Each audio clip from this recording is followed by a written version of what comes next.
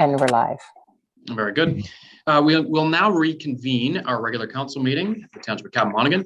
We were unable to complete all of our closed sessions, so we will reconvene closed session once at the end of this meeting. But in the meantime, we will continue with the open session.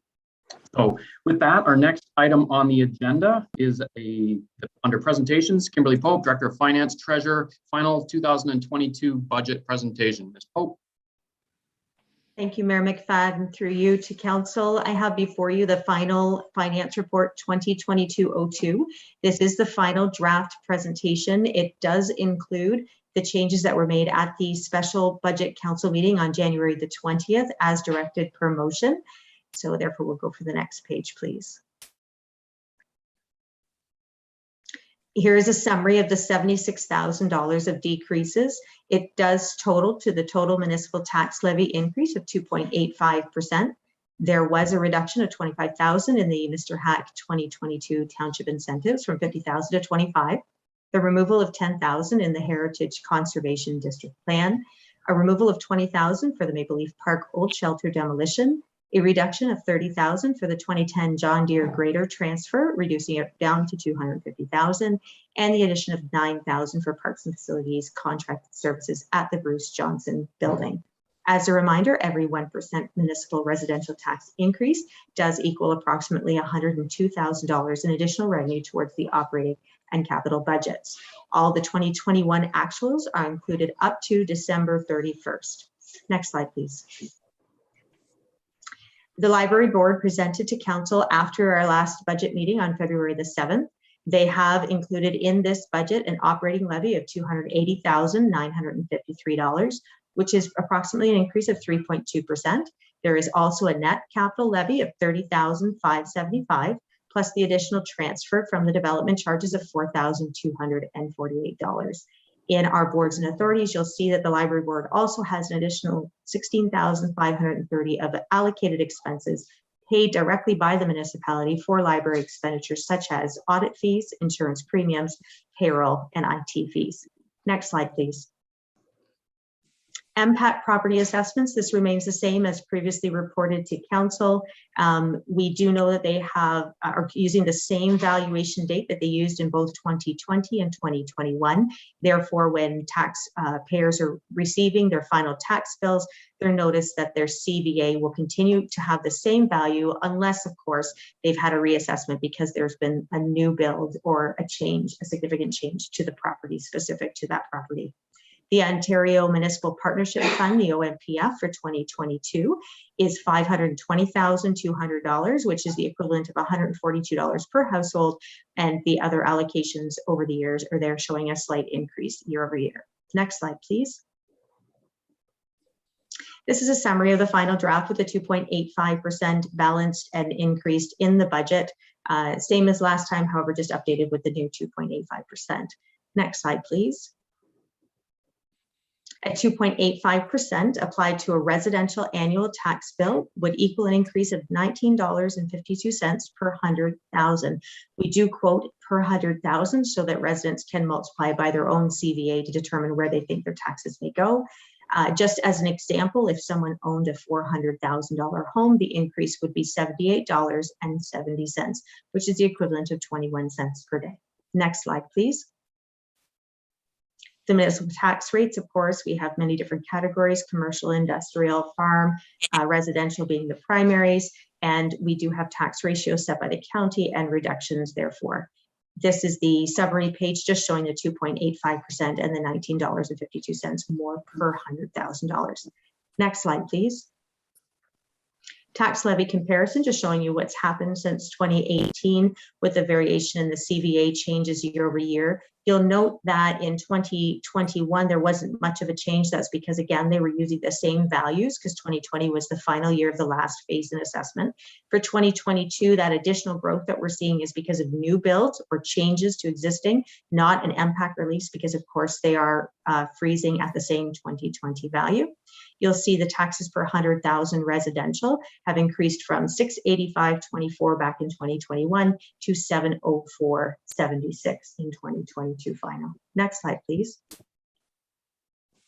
The summary of changes that remains the same as provided to council in the second draft and as discussed, with the various changes applied across the board. Next slide, please. This is a summary by department showing that consolidated departmental change of 6.8%. As always, we provide the variance in both a percentage and a dollar value so that the numbers are not skewed and you can see the changes within each department. Next slide, please. The consumer price index rose 4.1%, which has been applied. The union is expected, the negotiation or the collective wage agreements, they expire in 2022, and therefore they have not yet been negotiated. Construction price index rose 11.6 year over year, and that's been applied to the development charges, and the annual user fees were updated to ensure revenues are impacting the cost of services. Next slide, please. The environmental tax rate has had no changes and remains in effect with the increase of $66,209. It is primarily to offset the kitchen waste program, which, as you remember, we used to have a grant program that we could put towards it, which was a one-time funding program. Water and wastewater is budgeted as per the wastewater financial plan, rate study, and user fees charges as passed by Watson Associates, the bylaw 2021-67. Next slide, please. The capital budget before you today, it has a total of $7,430,288, with the current year expenditures being around $5 million. However, with reserves and other funding to offset the capital, $3.5 million. Of that $3.5 million, the asset replacement reserve represents the largest portion at $2,429,000. Next slide, please. Capital requests are provided in more detail in the detailed report as well attached to the agenda today. And this is a summary of the finance, IT, and planning departments. Next slide, please. This is a summary of the capital for protective fire services, parks and facilities as well. Next slide, please. And then roads and environmental services. Next slide, please. Future capital infrastructure projects, we have included within this budget some funding programs. We do have approval for the public and the Parks and Public Works building. However, the Public Works Operations Center and Fire Station are still under review with different studies to come back forward to council. So as for the last number of reports, we've identified that we have included approximately 1/4 of a projected estimated cost, but of course, with the development charge background study ongoing at this time, we don't want to preset what those upper limits will be. We want that to be a competitive process. Therefore, we've just included basically 1/4 of what potentially could be a payback if all projects were completed by September. Next slide, please. Our grant applications remain the same. We were very successful over the last couple of years to receive funding and are moving forward on these projects. So we did receive the Parks and Facilities grant approval for the renovation of the Millbrook Arena, and then also the rehabilitation at the old Millbrook School. Next slide, please. We also received funding under the we're pending grant approval, no funding. We do know that it's in process and we're still awaiting any approvals. However, we have applied for $312,500 for rehabilitation of Main Street water mains, and we will advise council if we receive a successful grant approval. Next slide, please. The Mmp Grant, we received approval in November for $117,000 towards our IT modernization plan, which has been in place. We've been working through the IT policy handbook, which is at $16,000 portion, and are continuing to work with the County of Peterborough towards completing the other aspects that we now have approval for. Next slide, please. COVID fiscal impact update. This number is almost the same, except that the operating costs in 2021 since the last report have gone up slightly. So we're now at a total of $37,215 spent in 2021 towards operating costs, which increases our total since the beginning of COVID at a cost of operating costs and pressures of $577,387. Of course, we've received Safe Restart funding to date, and therefore phase 1 was applied against 2020 expenditures. The total amount we received was $217,100. Phase 2 funding in 2021 was $43,000. So we're very close, within $5,000 of the funding provided for phase 2. Next slide, please. Stabilization of the tax rate and asset replacement. As you are well aware, council and staff worked diligently together to mitigate the impact of removing the OLG casino revenues from our operating budget, then again from our capital budget, and then removed as the primary source from our capital budget asset replacement reserve program. So since 2016, the municipality has transferred greater than 80% of the annual audited depreciation to the asset replacement reserve. And for that, council and staff are to be congratulated. We continue to work hard on that proposal, and therefore we have, of the $2.5 million depreciation recommended, we have 94% allocation in this year's budget. Next slide, please. Water wastewater capital request is the same as the last study, with $143,344 to be spent this year. Next slide, please. Finance Report 2022 has 5 recommendations to receive this budget presentation, to approve both the operating and capital budget, the environmental budget, and the water and wastewater operating and capital budget, and to also approve a final 2.85% municipal residential tax rate increase to fund the 2022 operating and capital budgets. Very good. Thank you, Ms. Pope. Questions from members of council?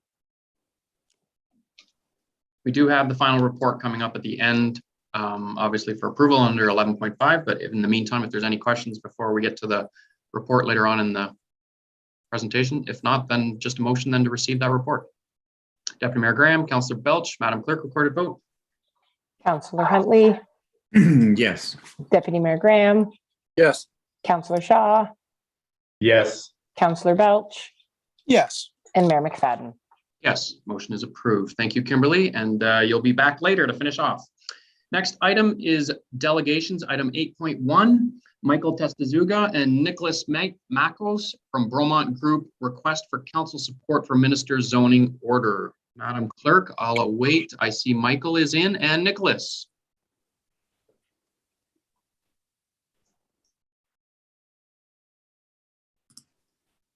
Hello, Mayor McFadden. Welcome, Michael, and we're just waiting for Nicholas here.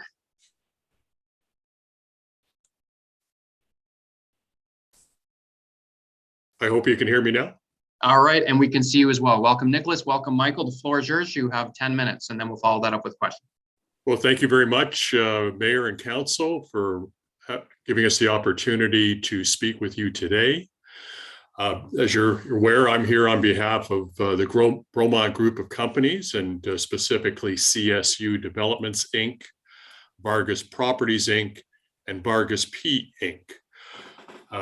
Although I haven't appeared before you recently, I've had pleasure representing Mr. Montemurano in this municipality for almost 20 years. And I bring this up because it demonstrates the commitment that Mr. Montemurano has had to Cavan Monaghan and to Millbrook. He had a vision of what Millbrook could be and has supported that vision continuously all during this time. Now, he appreciates the need for a balanced community with a selection of housing types and cost, commercial support for residents, and importantly, the need for local employment opportunities. His efforts are well known to municipal council and staff. Also known are his contributions to the community and his view that increasing these opportunities, including through market competition, is good for all. And we are here today to ask you to support bringing these opportunities to your community sooner than later. Specifically, we are asking for your support to request that the minister issue a minister's zoning order to facilitate the orderly growth of Millbrook. Mr. Testagusa will speak in a moment and will provide you with the planning details of this request, which I submit is supported by the township's own planning and servicing vision. We also have Mr. Zorntos, consulting engineer, available for any questions that council may have regarding servicing that Mr. Testagusa will touch upon. And I will return, with your permission, after Mr. Testagusa has spoken, to speak to the commitments that Bromont proposes to make. And I do have Mr. Montemorano here as well, digitally, to confirm those commitments on behalf of the Bromont Group. And I may turn this over then to Mr. Testagusa. Very good. Welcome, Michael. Thank you. If we could move on to the second slide then. Perfect. So I'm going to give everyone a very quick planning overview of the subject lands, what's being proposed and how it fits into the city's planning framework and next steps. But of course, after I'm done, if anyone has any more specific questions, I'm happy to go back and delve into any topic in further detail. So the subject sites that the MZO is being requested with regards to are shown here in red. Generally speaking, located west of the Tower Hill subdivision is the western site, which I'll be referring to simply in that manner. So that's on the south side of Fallis Line, west of the Tower Hill South subdivision. And then the second two parcels are located on the northeast and southeast corners of the intersection of County Road 10 and the future Fallis Line extension eastward from County Road 10. In total, that's 82 hectares or 200 acres worth of land. And as you've seen in your staff report, there are ongoing draft plan of subdivision, official plan amendment, and zoning bylaw amendment applications for both of these sites, with a good deal of detail, as you'll have seen in my letter, or obviously as you can look into your own records for. So, full suite of reports have been submitted on these lines already. Next slide, please. The maps you see in front of you are from the official plan and the growth management study. What you'll see is the eastern sites, both north and south of Fallis Line on the east side of County Road 10, are largely within the urban area. And that includes employment, commercial, and residential designations. The site west of the Tower Hill subdivision is partially located within the urban settlement area and partially just west of the urban settlement area. Now, moving on to the growth management study, which is the image you have on your right there, you'll see that those portions of the site, to the western site, that are outside of the urban settlement area have actually been indicated as locations for future residential growth through the GMS study. So I would submit to you that the requested MZOs really do follow along with the lines of the city's, or sorry, the township's current planning direction for these lands, and the zoning provisions thereon would match what's already been approved on Tower Hill North and South. Next slide, please. Now, these are the concept plans, and I'm going to zoom in into each of them on the next slide, but I'd like to point out here that these plans are largely in accordance with the plans that have been circulated through municipal staff already through the applications. And by that, I mean, what I intend to advise everyone is there's significant studies supporting these plans already that have been completed. Next slide, please. On these slides, you'll see low-rise residential areas shown in yellow, commercial mixed-use areas shown in orange, parks areas shown in light green, and environmental areas shown in a darker green, slightly blue. Now, the first thing you'll notice here is, of course, that the environmental lands are being protected. And that's subject to, and these limits are based on, environmental impact assessments. So they're not estimates. And roughly 40% of the sites in total are being protected for environmental uses. That includes generally, Baxter Creek and its associated wetlands and woodlands. In addition, you'll notice that the commercial areas have been spread out somewhat from your official plan. And so previously, where a majority of the commercial uses were located at the southeast corner of Fallis Line and County Road 10, where the grade does drop significantly, as everyone will be aware of. We've moved around the designations, and that has a couple of benefits. Firstly, the larger commercial block is located now at the northeast corner of County Road 10 and Fallis Line. which is a flatter site and allows for an easier design for a typical commercial block, as people can picture, are generally very flat. But smaller commercial blocks have been included on the south side of Phallus Line, both on the eastern and western sites. What this allows for is a mix of commercial uses that are within walking distance of the various different residential communities that are both being created through this application, but also are being created and built now in Tower Hill North and South. So it allows for additional walkability really in the neighborhood by spreading out those commercial uses, and by locating the biggest block on the north side really allows for a better commercial site design. We don't have to deal with such a significant grade drop. Next slide, please. Now, here we have on the top left corner, a conceptual design showing you how a mixed use site, a 4-story building, could be located on the commercial blocks that have been shown on the southern side of Phallus Line. Now that would include a 4-story building with retail or office or commercial uses at grade, includes enough space for amenity area, at grade parking, loading. This is really just a concept plan to show the fit of those commercial blocks. Now on the right side of your screen, you'll see a more fully fledged out concept plan for the commercial site at the northeast corner. Now this is something we have been working on in a great deal more detail. The intention is that if this MZO was eventually passed, a site plan and draft plan of subdivision would be submitted in very short order for that northeastern site to really get that development going in very quick and short order. And that the MZO really would facilitate development of that commercial site. Next slide, please. Nick, I'll turn it over to you now. Thank you, Michael.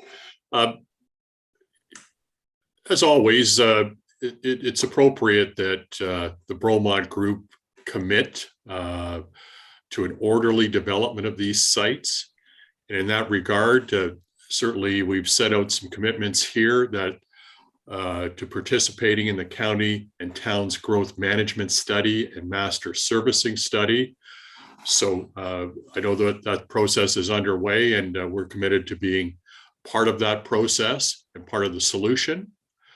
Of course, payment of any and all costs and fees that are typical of this type of development, and of course our proportionate share of infrastructure and servicing costs, some of which will be by their nature even front-ended by Bromont. And just getting an MZO doesn't necessarily for certain allow for indiscriminate development. The township has all the necessary controls, particularly with respect to housing development through a draft plan of subdivision control. And Bromont will certainly develop in accordance with that usual process. So this isn't really avoiding any of the necessary processes here. This is simply advancing some of these so that we can assist in bringing jobs and housing to Millbrook. And of course, this includes site plan approval, as Michael has indicated to you. Upon approval, we're good to go with respect to applying for commercial development for Millbrook. That certainly has been something that I understand that the township has been seeking, and we're recommending that it occur on a different site that facilitates that development without delay. Its topographic conditions are much more suitable than where it's currently proposed. There will, of course, be conditions of approval, and we'll satisfy those. And of course, there will need to be consultation and conditions imposed as necessary or reasonable from ORCA, OMAFRA, and from First Nation consultation. Also committed, and this is very important, to ensure that there is affordable housing types, and as well commitment to providing rental and affordable apartment units within the community as well, to ensure that there is a broad mix of housing. And and as well in terms of the provision of usual parks and trails that suit this neighborhood and are necessary for the well-being of the community. As I mentioned before, we have Mr. Zortos here and Mr. Montemorano. If you have any engineering questions, certainly those can be directed to Mr. Zortos. Otherwise, certainly please bring Mr. Montemorano forward, and he would say a few words to indicate his commitment to everything that Michael and I presented to you today. Very good. Thank you very much. Questions from members of council? We will be dealing with the MZO request through Mr. Connolly's report later, but if there's any questions specific to any of the consultants involved, really feel free to ask them at this time. Councillor Huntley. Through you, Chair. I guess my question is, what is trying to be achieved by taking the MZO process versus, how far you've already gone down the path thus far? Nicholas or Michael? Go ahead, Michael. I think Michael should take that one on. Yep, certainly. So it's a very good question, and I think there's a couple of things to note there. Firstly, as you mentioned, the draft plan of subdivision process is going to keep going regardless of what's done today. And so when we speak of draft plan, we speak of precise limits of development, precise lot typologies, and things of that nature. What the MZO would do is institute zoning for these sites in advance of the draft plan of subdivision being approved. And what we're proposing there is to use similar zone typologies as already were improved on the Tower Hill North and South subdivisions. Now, what this does, particularly for the western site, is indicates that there is the intention to develop these sites over the long term, which has certainly been indicated through the growth management study, but certainly hasn't been confirmed as of yet. So that's one of the major benefits of this, is providing that certainty so that we can continue to work through the process. The second item is really setting up the commercial zoning right from the get-go and reconfiguring kind of the Northern Block's commercial area so that we can get going on that application in short order, whereas otherwise we would have to wait for the entire approval of the southeastern corner, which does have a degree of complexity based on the slope and makes it a little bit difficult, frankly, to put the larger commercial block on that southeastern corner because of that slope there. So that would be a minor mapping change, I would say, more than anything, ultimately to the official plan, which would have to be, updated. But ultimately, the area of commercial is roughly analogous with what was existing in the official plan already. Thank you. So I guess just for a brief recap of that, bottom line, you've already got a complete application for both of these subdivisions. However, the lands that are currently zoned in the designations are different than what you're proposing today. So essentially, you're moving around what you've already been approved for in a plan of subdivision to achieve what would be more appropriate on the lands given the topography, if I understand what you're attempting to do. Yes, exactly. I think that's a good summary. Sorry for the wordy response. No, all good. I think it's important to understand you've already got a complete application for both of those subdivisions. You can proceed as is, but I guess visually, what you've got a complete application for is commercial on the east side of County Road 10 going into the village. And I guess given the topography of land, I'm a visual person, I'm trying to picture it. Ultimately, in order to achieve a large commercial area, you're going to end up with large retaining walls to, in my thinking, would appear to the large retaining walls that you have across from Canadian Tire on Lansdowne Street. So essentially, that would be your stepped approach in order to achieve the large commercial on those lands. So rather than that, you've rearranged it. You've netted out zero between residential and employment, but reconfigured it so that we won't end up with those large retaining walls along the edge, on the east edge of County Road 10, correct? Exactly. Yeah. Okay. All right. Okay. Very good. That helps. I would thought so, but I thought I better ask just to confirm. Okay. Perfect. Any other questions from members of council? We will have this further discussion with Mr. Connolly's report later on, but if you do have questions, I'm certain Michael and Nicholas will be hanging around during Don's report just in case. Okay, all right. Can I get a motion then just to receive that presentation? I got Councillor Belch and Councillor Shaw. Madam Clerk, recorded vote. Councillor Shaw, Yes. Councillor Belch, Yes. Mayor McFadden, Yes. Councillor Huntley, Yes. and Deputy Mayor Graham. Oh, sorry, yes. Motion is approved. All right, a couple housekeeping items then. We have minutes of the regular council meeting held February 7th, 2022. Motion to adopt those minutes. Deputy Mayor Graham, Councillor Huntley, Madam Clerk, recorded vote. Mayor McFadden, Yes. Councillor Huntley, Yes. Deputy Mayor Graham, Yes. Councillor Shaw, Yes. and Councillor Belch. Yes. Motion is approved. Madam Clerk, can we do the two BIA meeting minutes together? Yes, we can, Mayor McFadden. Very good. Motion then to accept the BIA Board of Management meeting minutes from December 9th and January 6th. Deputy Mayor Graham, Councillor Huntley, Madam Clerk, recorded vote. Deputy Mayor Graham, Yes. Councillor Shaw, Yes. Councillor Belch, Yes. Mayor McFadden, Yes. and Councillor Huntley. Yes. Motion is approved. Okay, right back at it. Item 11.1, Report Planning 2022-08, Minister Zoning Order Request, CSU Developments, CSU 2 Developments, Vargas Properties, Inc., and Vargas P. Inc. Mr. Conley, go ahead. Through your worship to council, what you have before is Planning Report 2022-08.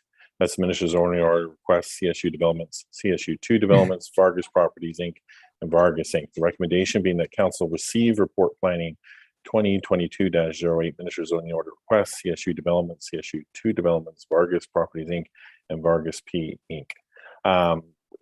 You've seen a lot of the detail that was provided in the presentation. I think the one thing I'd like to focus on is the fact that CSU West and at least one of the portions in Vargas are already complete applications, have already gone through one submission. In fact, CSU has a resubmission that just was received in January.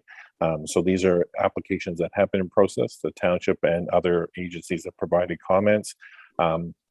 What is significant in this is that the additional lands that were added, which weren't there at the time of the original applications of CSU and Vargas, is that portion on that northeast part, east of County Road 10 and north of Fallis Line East. So that's being included in the mixture. So that's why you see a different orientation and perhaps, for lack of a better phrase, a shuffling of the proposed development on the commercial side as well as the residential. So from an analysis standpoint, what we have is that a lot of studies have been submitted in support of the original two applications, but that said, there's more that's required, and certainly with respect to the new geography on the east side of County Road 10 and north of Fallis Line East. As a result, staff hasn't, although we have provided comments on the earlier two applications, we haven't for the larger broad base.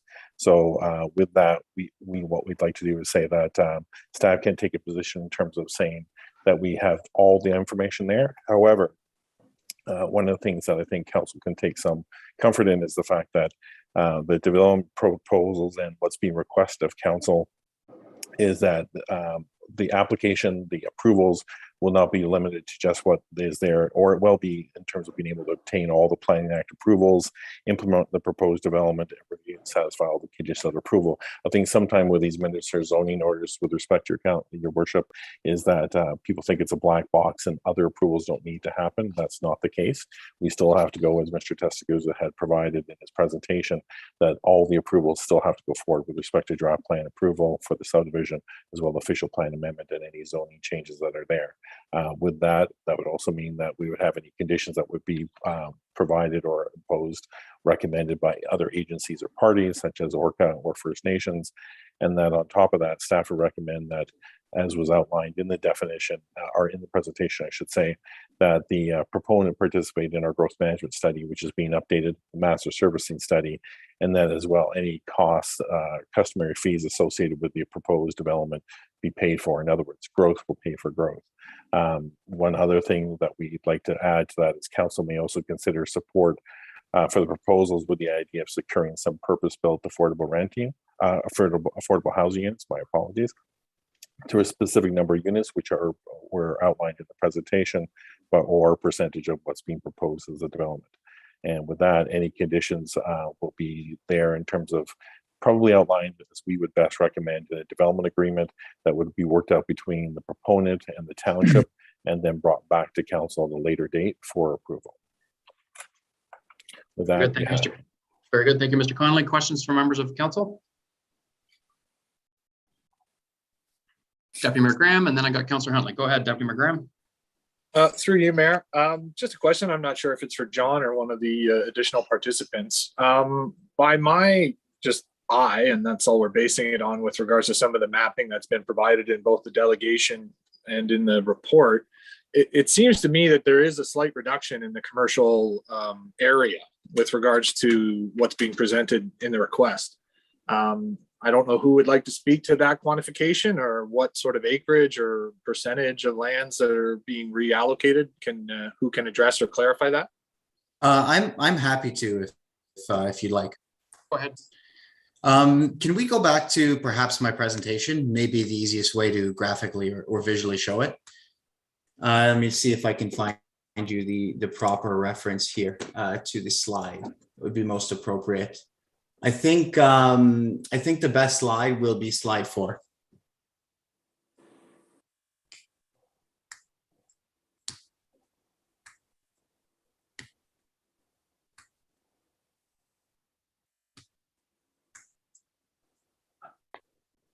And you know what? We can actually stick on slide 3 first to show the beginnings. Sorry about that. There you go. So your official plan is on the left there. And you'll notice that there's a large commercial component in the southern portion, south of Fallis Line, and a smaller commercial component on the north side of Fallis Line. And at present, obviously, no commercial on the west side. So now if you'll scroll down 2 slides, I believe that'll get us to the proposal. And really what this is just a redistribution of those areas. So the larger commercial components obviously been moved to the northeast corner and the of County Road 10 and the future Fallis Line extension. And a commensurate portion has been placed on the southern portion. Now, you'll notice obviously that it's not going as far eastward necessarily as the map's showing. If you can picture the commercial that's proposed on the west site, on the south side of Fallis Line, being turned 90 degrees and added to the end of that block, you'll get to a commercial area that's roughly analogous with what was in your official plan. Now, I've attempted to scale it off, and I would say plus or minus a half hectare, you're in the same area of commercial development. The other thing that I would say, though, is that compared to the southeast corner, where you're going to have huge retaining walls and changes of grade that's going to require a lot of sloping on site, you're actually probably going to be getting a much more efficient commercial development with more commercial GFA in the configuration you have now. So I'm hope that's both giving you a visual explanation as well as a little bit of a quantification from a commercial perspective. I understand that. I don't think it does, but I understand what you're intending to present. But I appreciate your attempt at that, and I'll turn it over to someone else. Very good, Councillor Huntley. So that was my same question, actually. So. Okay, very good. Further questions? John on the report. Okay, how do we wish to proceed? Through your worship to council, I did want to identify that in the presentation and the correspondence that was provided by the delegation, there's a specific resolution, and that is what is being sought in terms of the support for that motion going forward. And I believe, just so Michael can confirm that that's the wording, I believe that was maybe updated a little bit. So perhaps the clerk, Cindy Pope, Cindy Page, my apologies. Cindy, you may have a copy of the revised resolution being put forward. Mayor McFadden to Mr. Conley. The only other line was that Township of Cavan Monaghan Council requests the Minister of Municipal Affairs and Housing to issue the Minister's zoning order for the property described in the Minister's earliest at the Minister's earliest convenience. That's the only addition to the proposal that's in front of you. If that's not correct, Mr. Conley, please provide council clarification. Nope, that's correct. Okay, very good. I guess to speak to it. I'm certainly more in favor of this arrangement than what's currently approved in the official plan and what you currently have status on for your complete application. To be quite frank, I don't really want to see a massive retaining wall on the east side of County Road 10 as you're coming down. I can appreciate and respect that you've done your best to attempt to balance out the configuration so that it's not a focus on residential, but rather a redistribution of the existing buildings. And to the rest of council, I can appreciate that they wish to get the pipe to the top of the hill, because quite frankly, all of the lands that we've been talking about for jobs is at the top of the hill, and we can't proceed with any of that until it's done. So council is well aware of the planning process in order to get it to this point. We've been 2.5 years trying to get our planning changed on a particular property. So by all means, you can certainly proceed along that route. But at the end of the day, we as a council know we're not going to be able to get those jobs at the top of the hill until this planning process is done. So I am supportive of you moving ahead. I'm more supportive of this designation of lands than what is currently approved on the books. And I would hate to see moving ahead with all of that commercial plaza on the side of County Road 10 as you're going into Millbrook. So for that reason, when it comes time to discuss the request resolution, I am in support of the request resolution to move ahead with the MZO to achieve that. And ultimately, it's achieving what the direction of the OP was in the first place. So that's where I stand on it, and I'm open to discussion for anybody else that wishes to be heard. Go ahead, Councillor Huntley. Through you, Chair, and I don't know who has the answer to this one, but if we go ahead with an MZO and it fails at the MZO process, then do they still have a run at making these changes to the zoning at a later date, or is it dead at that point? So if we give it over and the province disagrees, then we don't have a chance to move it. Is that correct? Or how I interpret it? I don't know if that's for John or. Through your worship to Councillor Huntley, I'll start that, and perhaps Michael can piggyback on top of that. So the present applications that are being advanced right now is we have a resubmission for CSU, so leave that the way it is. But that doesn't include the commercial component as being asked for today. Vargas has the smaller commercial plaza on that southeast corner with a smaller residential component to it. So those two are in the process right now. The miniature zoning order would allow these two applications to include that bigger land base and therefore go forward. If an MZO was not being requested, those we would have to sort of stop the bus, so to speak, on the Vargas properties on the southeast corner of Falls Line East and County Road 10 in order to reconfigure that. So that's lost time, that's extra effort. And again, if the MZO is not successful, we'll still be proceeding with the applications with the proponent as they're submitting them, but they may have to want to comment on how they would revise that application accordingly.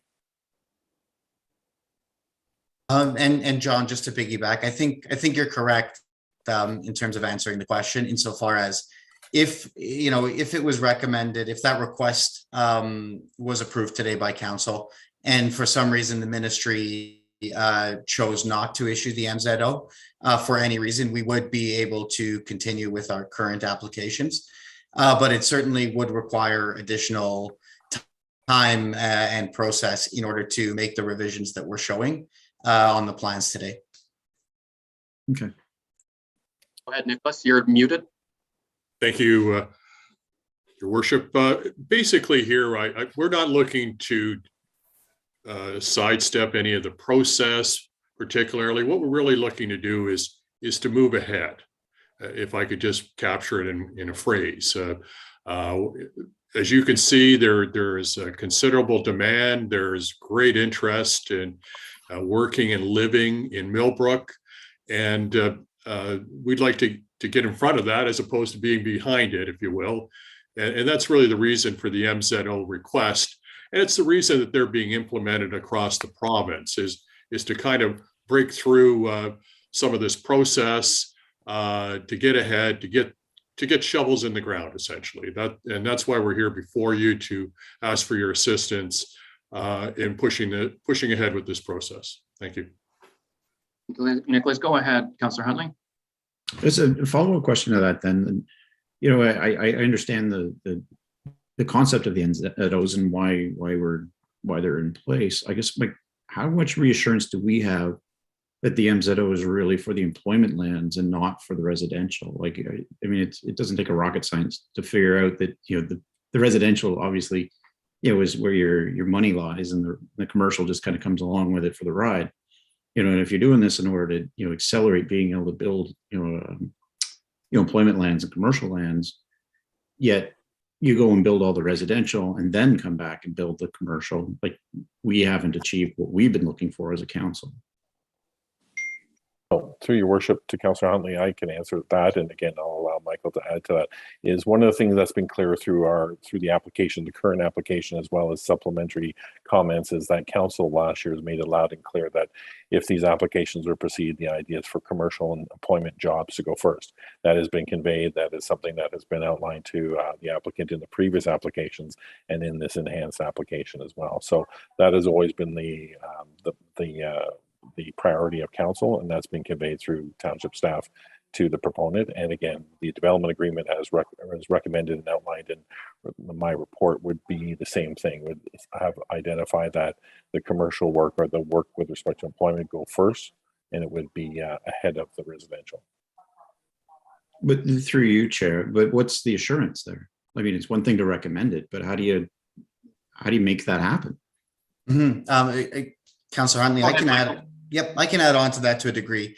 I think that an important factor in here is the realignment of the larger commercial block to the northeast corner of Fallis and County Road 10.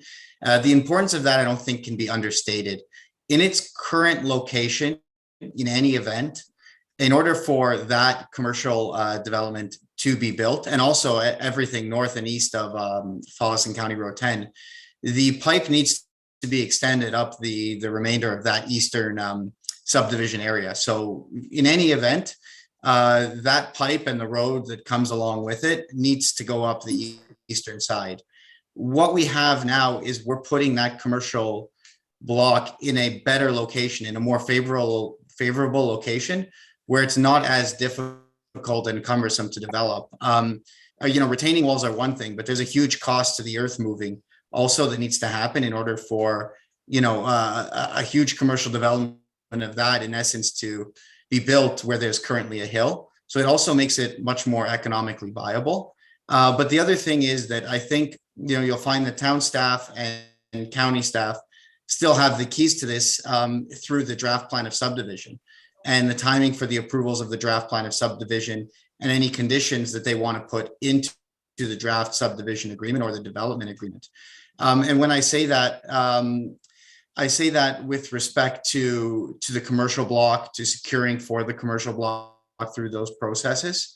I'm hoping that helps provide some context there. This isn't done going through the public process. The other thing is that the draft plan of subdivision is required to conform to the official plan. And that's really where council still has teeth and county still has teeth with respect to the commercial development occurring. As John's mentioned, there's policies in the official plan that he's specifically called out in his staff report that call for that balance of commercial and employment development. So I think the leverage points for the county and for the township remain through the draft process, the draft plan approval process. Very good. Nicholas, and you've been patient. I see your hand up as well. Go ahead. Thank you, Your Worship. If I could just cut to the chase here and to answer Councillor Huntley's concern. Bromont is CSU, our group of companies, are prepared to commit to proceeding with the commercial development first. That can go into the development agreement. Again, I would repeat that Mr. Montemorano has committed to this community before anybody else did. He stayed with this community and intends to be here for some time to come. He is here. I would ask that you ask him directly about his commitment to proceeding in that fashion so that we can offer you all the assurances to make you comfortable with this decision, that the result will be what you're looking for. So I'm clear and understand sort of the front ending of municipal services, etc. The configuration, it is what it is where the pipes lie right now. So to understand this subdivision, the piping for this is going to come off the extension of Cold Brook at the bottom. And so that is by default is going to be residential where it connects. We're not going to put commercial down there. And it's going to be residential till it gets to the top of the hill, which is where you've designated the land. Now, I guess from an approach, I'm certain we could ensure that the commercial pieces go ahead first.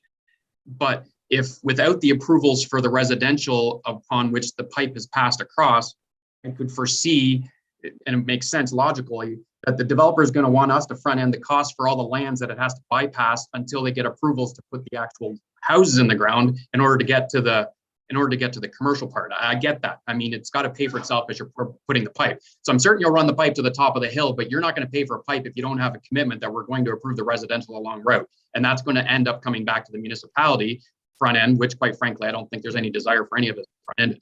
At the end of the day, I think you've heard from council, our priority is jobs. We've been saying it for this entire term of council. We've gone to the extreme of purchasing our own land to try and make it happen. We do need a commitment that the commercial is going to move ahead. I do like the way that you've arranged the lands. It makes more logical sense. A retaining wall and the cost to do so it can be cost prohibitive. And quite frankly, to put it bluntly, it's ugly. And I don't think that's the vision that people want on the Vista coming into the village of Millbrook, is a massive retaining wall. So I can appreciate your approach. I understand where you're coming from. Unfortunate that the residential component is logically going to have to proceed at first, but you can understand the commitment we're going to be looking for to get that commercial and the jobs in first, and with that from the township, a commitment that you're going to get an approval for your residential. So again, it's a matter of working together collectively, and we just don't want to be left holding the bag without any jobs. And I think, Councillor Huntley, does that summarize it up? We want some jobs. Yeah, exactly. All right, so Mr. Conley, are you comfortable and confident that you can put such verbiage in there that we're respectfully trying to work with the developer, but we really want the job component? And with that, it's a commitment that we're going to focus and get that commercial piece done in collaboration and at the same time as they're doing the residential. In other words, it's not all residential. And I think Michael and Nicholas, you've spoke to it very eloquently. I just want to hear from John that it will be something that will be completely in the agreement, so it's understood, and we will be moving ahead with the job component. Through your worship to council, that's the will of council. That's how we've directed the current applications. That's how we would go forward, and that would be in the development agreement.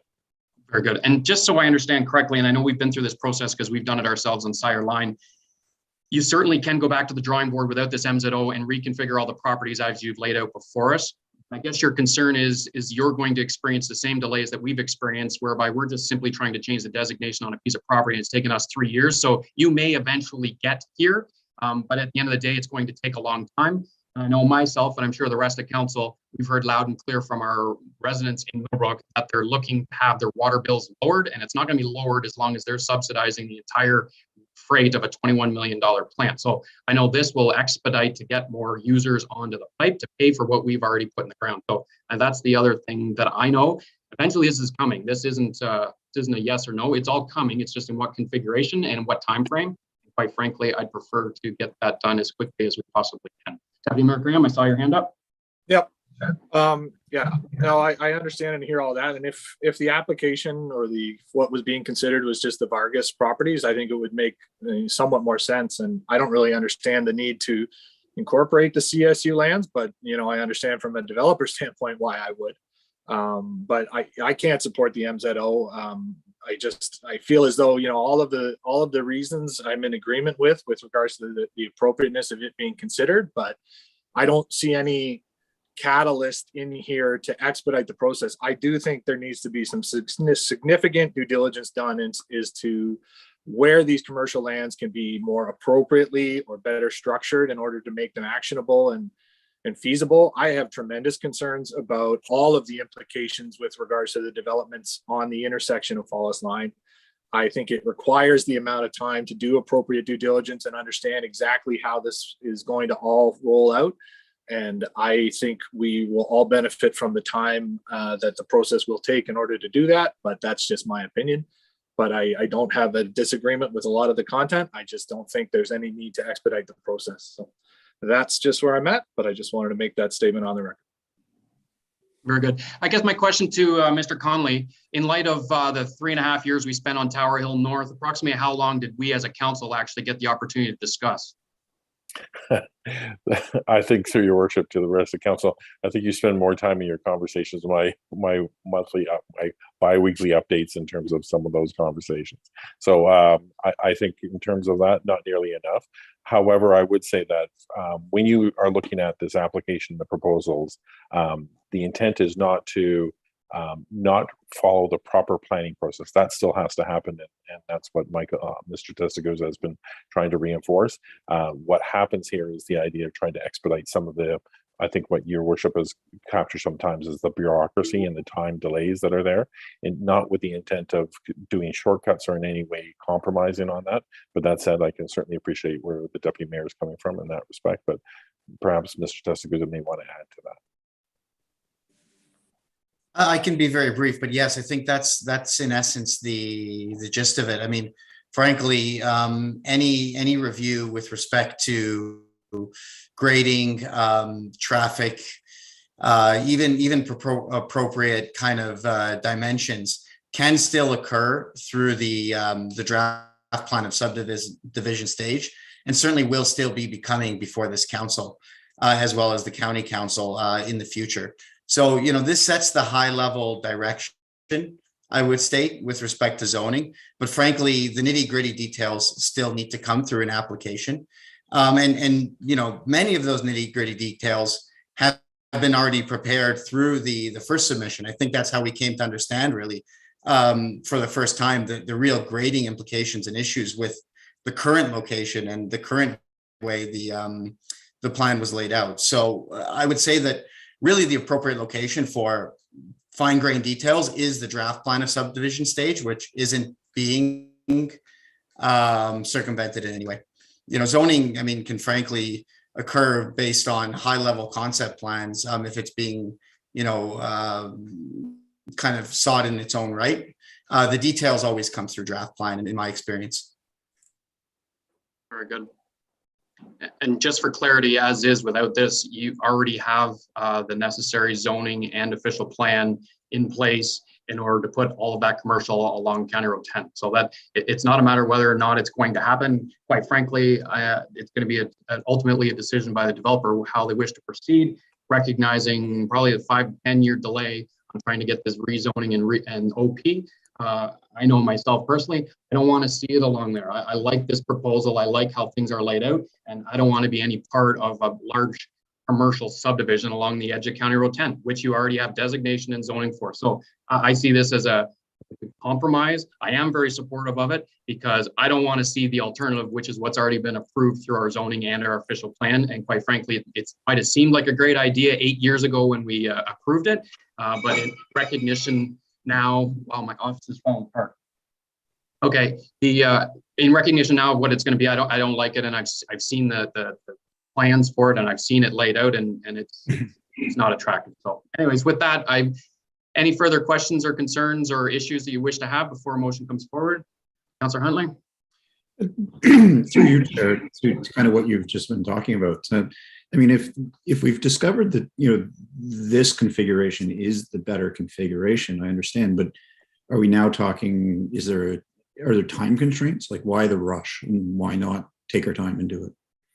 I think in light of how we've seen how that process goes, Councillor Huntley, this isn't our process, so we don't get to determine the outcome. It's something the developer is going to have to decide whether it's worthwhile for them to proceed or not.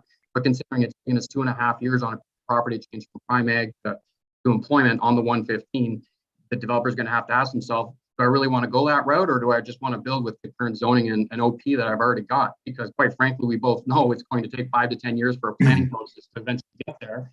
And that's ultimately a developer's decision, not ours. And any attempt to challenge that, if we've already got it in our OP and the designation in our zoning, for us to challenge that to an OLT, what's our basis? We don't like the look of it. It's not going to fly. So I see this as a good compromise and a safe compromise, and that ultimately we're going to get what we want, which is the jobs and the pipe. And they've effectively net zero. They're talking half a hectare across. I don't know. You'll have to update me, Michael or Nicholas, on the total amount of land space, but I think they've done a pretty good job to try and accomplish what we're trying to do in an appealing manner that's going to be visually pleasing. What was the total hectares that you were dealing with? My apologies, Michael or Nicholas.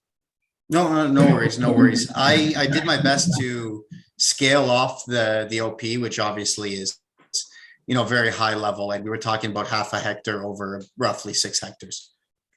So, from a scaling off perspective, this is in essence net zero when you compare it to what's in the OP. That I can confirm. I did that process by scaling off the plants. Thank you. Your worship, it's about an acre. And I just wanted to clarify for the discussion that the application for the zoning orders be made by the proponent. It's asking for council to support that application. Very good. In other words, in the one that's before us, just simply replace the word request with support. Correct. Okay. Any further questions? Councillor Shaw, Councillor Belch. All good? Okay. We have a proposed motion before us, which would be that town council supports. Mr. Conley, can you read it for me, just because I want to make sure you get the verbiage right? I know what you're trying to say, but I want to ensure that it's read correctly. Sure. Actually, probably what the best thing to do is that this is the resolution as provided, and maybe I'll ask Ms. Page to add into the last part of the sentence. So the resolution being requested resolution that town council supports the request from CSU Developments Inc., CSU2 Developments Inc., Vargas Properties Inc., and Vargas P Inc. for a minister zoning order MZO on approximately 82.58 hectares of land, as generally outlined in attachment A. Attachment A being attached to the documentation that's provided. That the staff be directed to work with CSU Developments Inc., CSU2 Developments Inc., Vargas Properties Inc., and Vargas P Inc. to prepare a draft development agreement acceptable to be both parties, and that the draft agreement be forwarded to council no later than the end of June 2022 for review and approval. And then I believe if Ms. Page could just add the one additional sentence. Here, Mr. Conley, the other line that was included from Mr. Tescaguza is that the draft MZO is attached hereto as attachment C. And then the next line is that Township of Cavan Monaghan Council requests the Minister of Municipal Affairs and Housing to issue a minister's zoning order for the property described at the minister's earliest convenience. That's what's before council. Very good. Madam Clerk, I assume you're okay because you read it to us, so you have got it. Through Mayor McFadden, I suggest we confirm with Ms. Hurley as well as Mr. Conley that everybody feels comfortable with Township of Cavan Monaghan requesting the minister's zoning order. That's the only change that we want to make sure council is clear of. Ms. Hurley, you just turned your camera on. Good afternoon, council. I think that is the question in hand, is whether or not you're comfortable with the additional recommendation that Ms. Page just read to you. Which is that last sentence. Correct. Can you put it on the screen just so we can see it for visual for all members of council? Is that possible? I believe, just give me a moment, Mayor McFadden.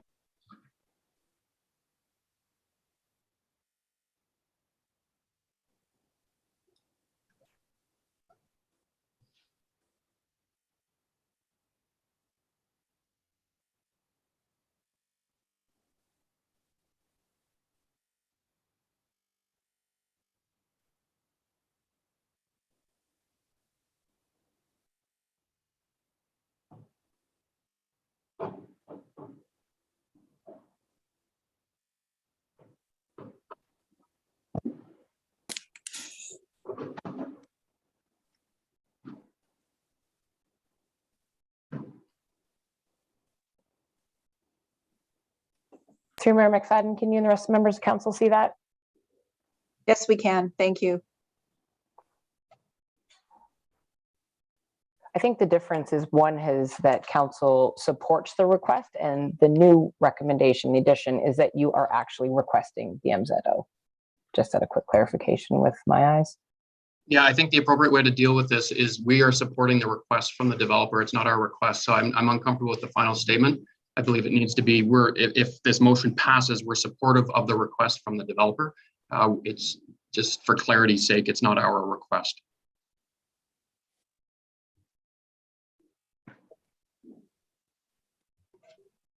So do you need to change the last paragraph or just delete it? Because that's what's in essence the very first paragraph. We're supporting the request. Yeah. Okay. I'm not looking for people to support at this time, but is everybody comfortable with how that is? And I just went ahead and had that last part removed. That would be the motion that would be discussed. I'm looking to council. I think the wording is very clear on it now. Okay, good. All right. Very good. Okay, that's the motion that is, well, it's not even before us yet. Do I have a mover and a seconder so we can discuss the motion? We got Councillor Shaw and Councillor Belch. Any discussion on the motion? Seeing none. Okay, Madam Clerk, recorded vote. Councillor Belch, Yes. Mayor McFadden, Yes. Councillor Huntley, No.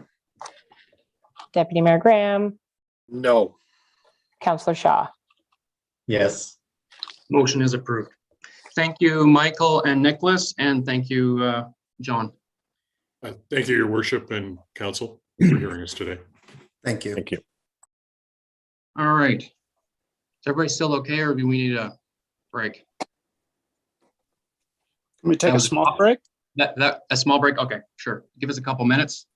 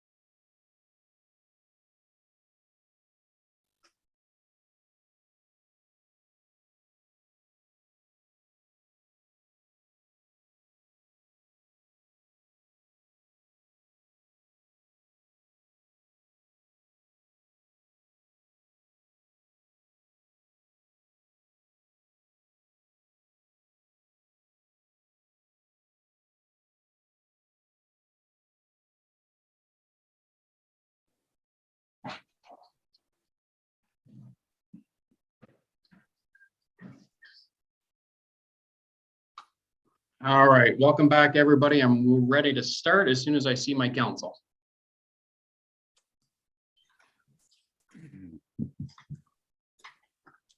Councillor Belch has stepped away, but he should be back in just one moment.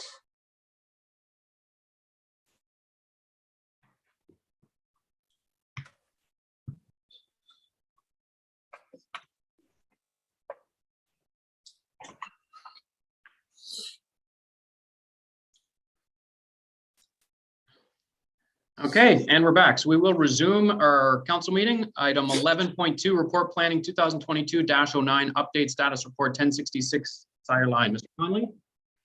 Through your worship to council, you have before you planning report 2022-09. That is an update status report 1066 Sire Line. The recommendation that council receive report planning 2022-09, update status report 1066 Sire Line for information. Through your worship, as I've been providing regular meeting updates with respect to the work that's being done here, it seems like a lot longer than it usually is, but on this one, I feel like we're getting closer and closer.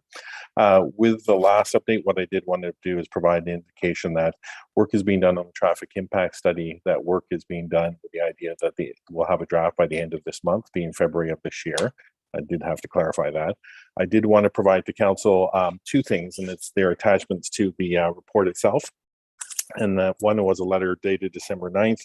That was from yourself, your worship, to the province, conveying the dissatisfaction with the process and more specifically the requirement for the TIS. And then attachment number 2 is the response from the province, from Director Operations East from the Ministry of Transportation, dated February 8th of 2022, basically indicating, again, reinforcing the value and the benefit of having a traffic impact study done sooner than later, but also relieving the township from the requirement of having to do that right now. I believe the mayor, you had a follow-up and a discussion on February 11th with that same director, author of that letter.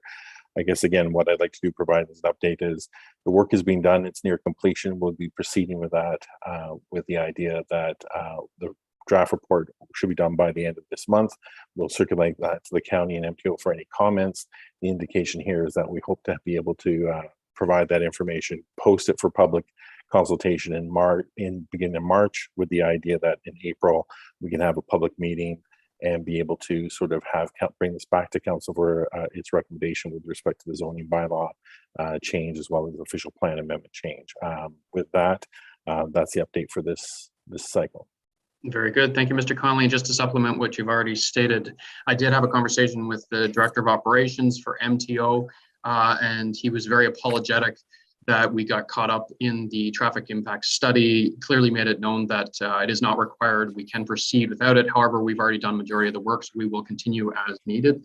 But was certainly did open the lines of communication relative to any of our other concerns as they relate to MTO, to please be in contact with him directly, and he will assure that he gives it the appropriate amount of attention. So he's currently looking into the realignment of the 4 corners of Cavan, and will be getting back to me with further information on that and relative to the concerns we have raised both here and at County Council relative to that massive realignment project that's currently being proposed by the consultant. So it was very positive, and I was quite impressed with the response directly from their staff. So that's one positive takeaway from this whole planning situation. It was that line of communication. So thank you.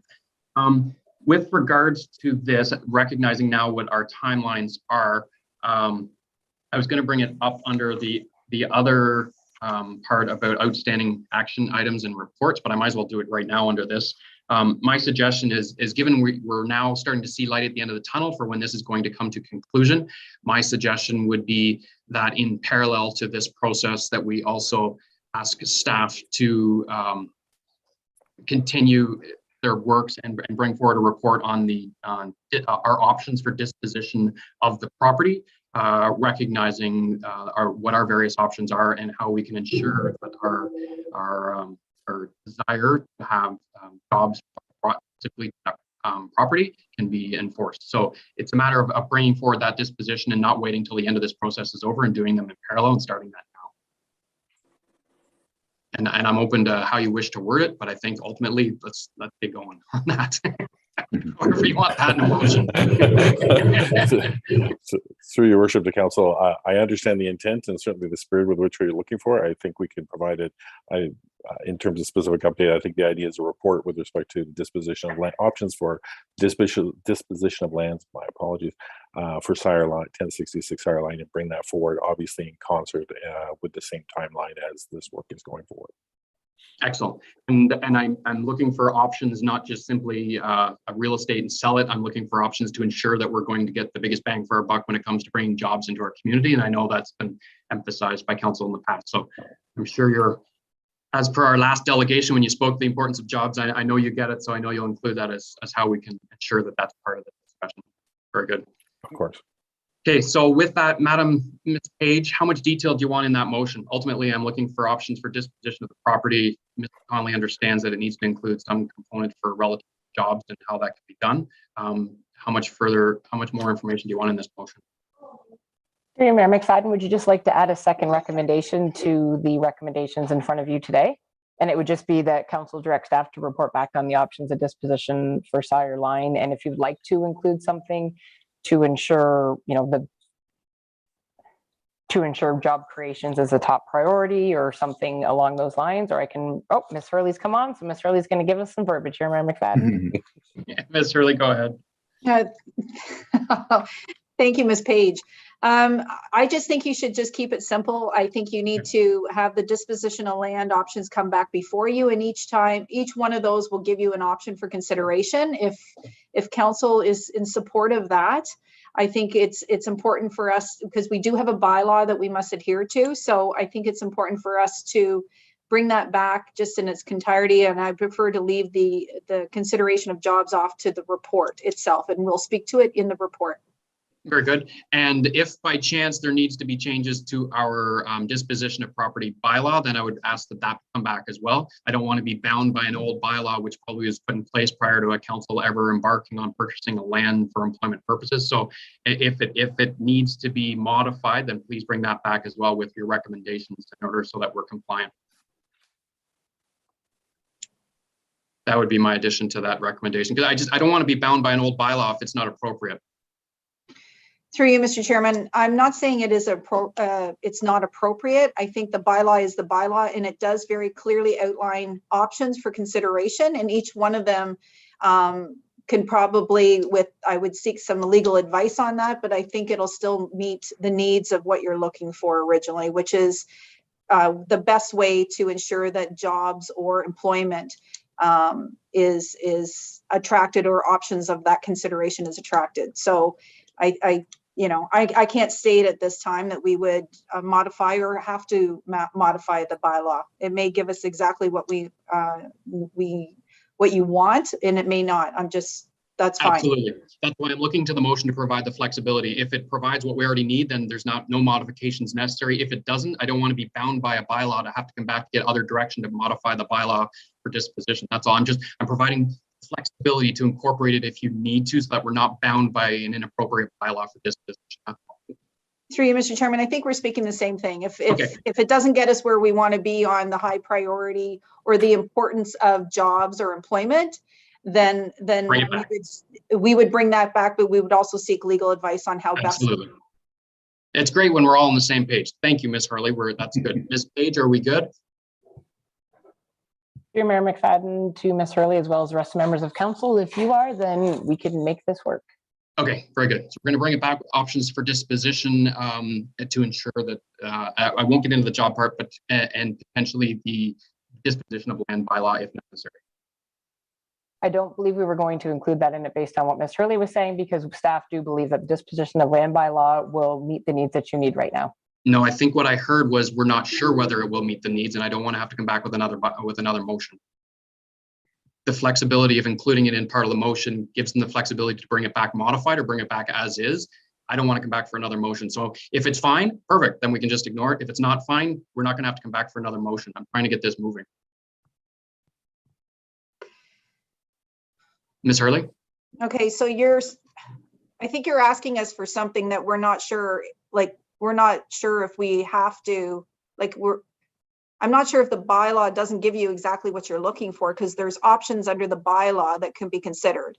And so such as terms of reference and sending out an RFP, for example. So the conditions in there could be made very clearly. So, but I guess you're trying to say that if it doesn't, then you want also an additional motion at that time that we also bring an amended bylaw back before you that would ensure that is being considered. Is that what you're looking for? I'm looking to have options for disposition of land. I don't want to send staff away to work on these options to realize that they're encumbered by a previous bylaw and an inability to provide a certain option or opportunity because the current bylaw doesn't permit it. So rather than coming back to our council stating that you need another motion for that, I'm just saying that make it all part of the same motion. If it's necessary, great. If it's not necessary, then don't change anything. But what I'm saying is recognize that we're not bound by the old bylaw if it's not necessary to accomplish the end goal of where we're all trying to get up. That's it. And it may not require any changes at all, and I'm totally fine with that. I just don't think until we get down that path of looking at all the options, we're going to know whether or not we need to change our disposition of land bylaw. Councillor Huntley, maybe you can add some more fuzziness to this one. Sure, I can try there, Chair. But I think the bylaw just has to come before council, because I don't think staff can try to change the bylaw to accommodate what council's thinking if it doesn't know what council's thinking, and council doesn't know what it's thinking until it sees the bylaw. So I think the first step is just bring us the bylaw. But if we just bring back the bylaw, we don't know what the options are yet. I'm kind of looking at it in parallel. So similar to like a zoning change, they can't recommend a certain zoning change, but they can suggest that this would be how it would be modified in order to accomplish the end goal. So I'm just saying, write our disposition options report to us. And if that report isn't actually supportive of our bylaw, make it clear in that option that if you support this, we are going to have to modify the disposition of land bylaw by doing this. That's all. Is that clear, Councillor Huntley? No. I was just going to say clear as mud. Mr. Conley. Through you, Mayor McFadden. Okay, go ahead. Go ahead. No, through your worship, I think to council, I think what you're trying to say is that you want us to bring back a report with respect to options with respect to the disposition of land. That obviously we're bound by the existing bylaw now. If for some reason in that analysis, it looks as though there needs to be changes to that bylaw, we would bring that forward, not necessarily as a new bylaw in that report, but the idea that the bylaw would maybe need to be changed. I think what I would identify that as the CEO, Ms. Hurley, has indicated, there's a lot of flexibility within the current bylaw, which probably would be able to encompass, I can say with high confidence, what council may see as a full range of options. And if for some reason that isn't, I think it's order of operations, perhaps. I think that did help provide clarity. What I don't want is an option not presented to us because it's not supported in our current disposition of land bylaw. I think we need to have all the options on the table, and then you're right, it's order of operations. That did help, Mr. Conley. That is what I'm trying to do. Does Councillor Huntley or Councillor Shaw, did that help clear it up at all for either of you? Through you, Chair, I think it goes back to, we need to see the bylaw and determine whether there's something in it that's prohibitive to what it is we want to do. Right. At that point, then we make a decision on how we modify the bylaw if that's the case.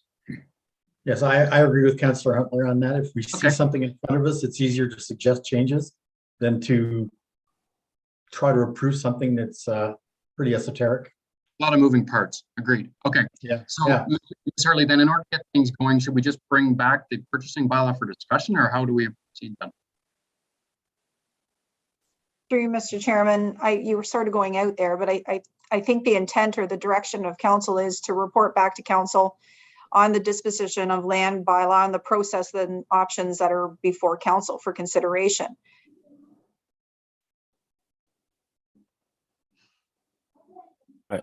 If I may as well. Mr. Conley, go ahead. I'm going to take a stab at it. So, through your worship, I think to council, the options would be defined based on the current bylaw. And with the options coming forward, if for some reason staff or the CEO felt that there was an option that was being left behind because the bylaw didn't anticipate that, we would bring that forward with that. But again, the report would be framed under the current bylaw. Any shortfalls would be identified in the analysis of those options, and therefore, if there were changes would need to be made, that would be following that. that's the only thing I can see as the best way to maintain the integrity of the current bylaw. And we're not even sure if there may be any shortfalls or any concerns right now with respect to that bylaw. Would any shortfalls Comfortable. be Yeah, go as a ahead. part of a sorry, Go ahead. No, go ahead, Councillor Shaw. Sorry. would any shortfalls be a part of a recommendation later? Like after the presentation? Or at the end of the presentation, I should say? Well, through your worship to Councillor Shaw, I think the idea is that in that report, if we've identified any, we would include that. But again, I would work with the CAO in terms of how we would frame that in the report. But I think, again, if there were shortfalls, in order to provide a proper, fulsome analysis of the options, we would identify that, and therefore some remedies or recommendations associated with that. I'm comfortable with that. You understand, I think, where we're trying to get, and I am comfortable with how you've explained it. Ms. Page, I don't think we need to include that last part. Then we'll just proceed with bringing back our options for disposition of land and leave it at that, if that works for the rest of council. Councillor Huntley? I'm much more comfortable with that. Okay, good. Good path forward, yes. Thank you, everybody. Okay, Madam Clerk, do you have that simplified motion? Through you, Mayor McFadden, yes, we do. Okay. So I need a mover and a seconder. Okay. Mover, Councillor Shaw, seconder, Councillor Belch. Madam Clerk, recorded vote. Councillor Huntley, Yes. Deputy Mayor Graham, Yes. Councillor Shaw, Yes. Councillor Belch, You're muted, Tim.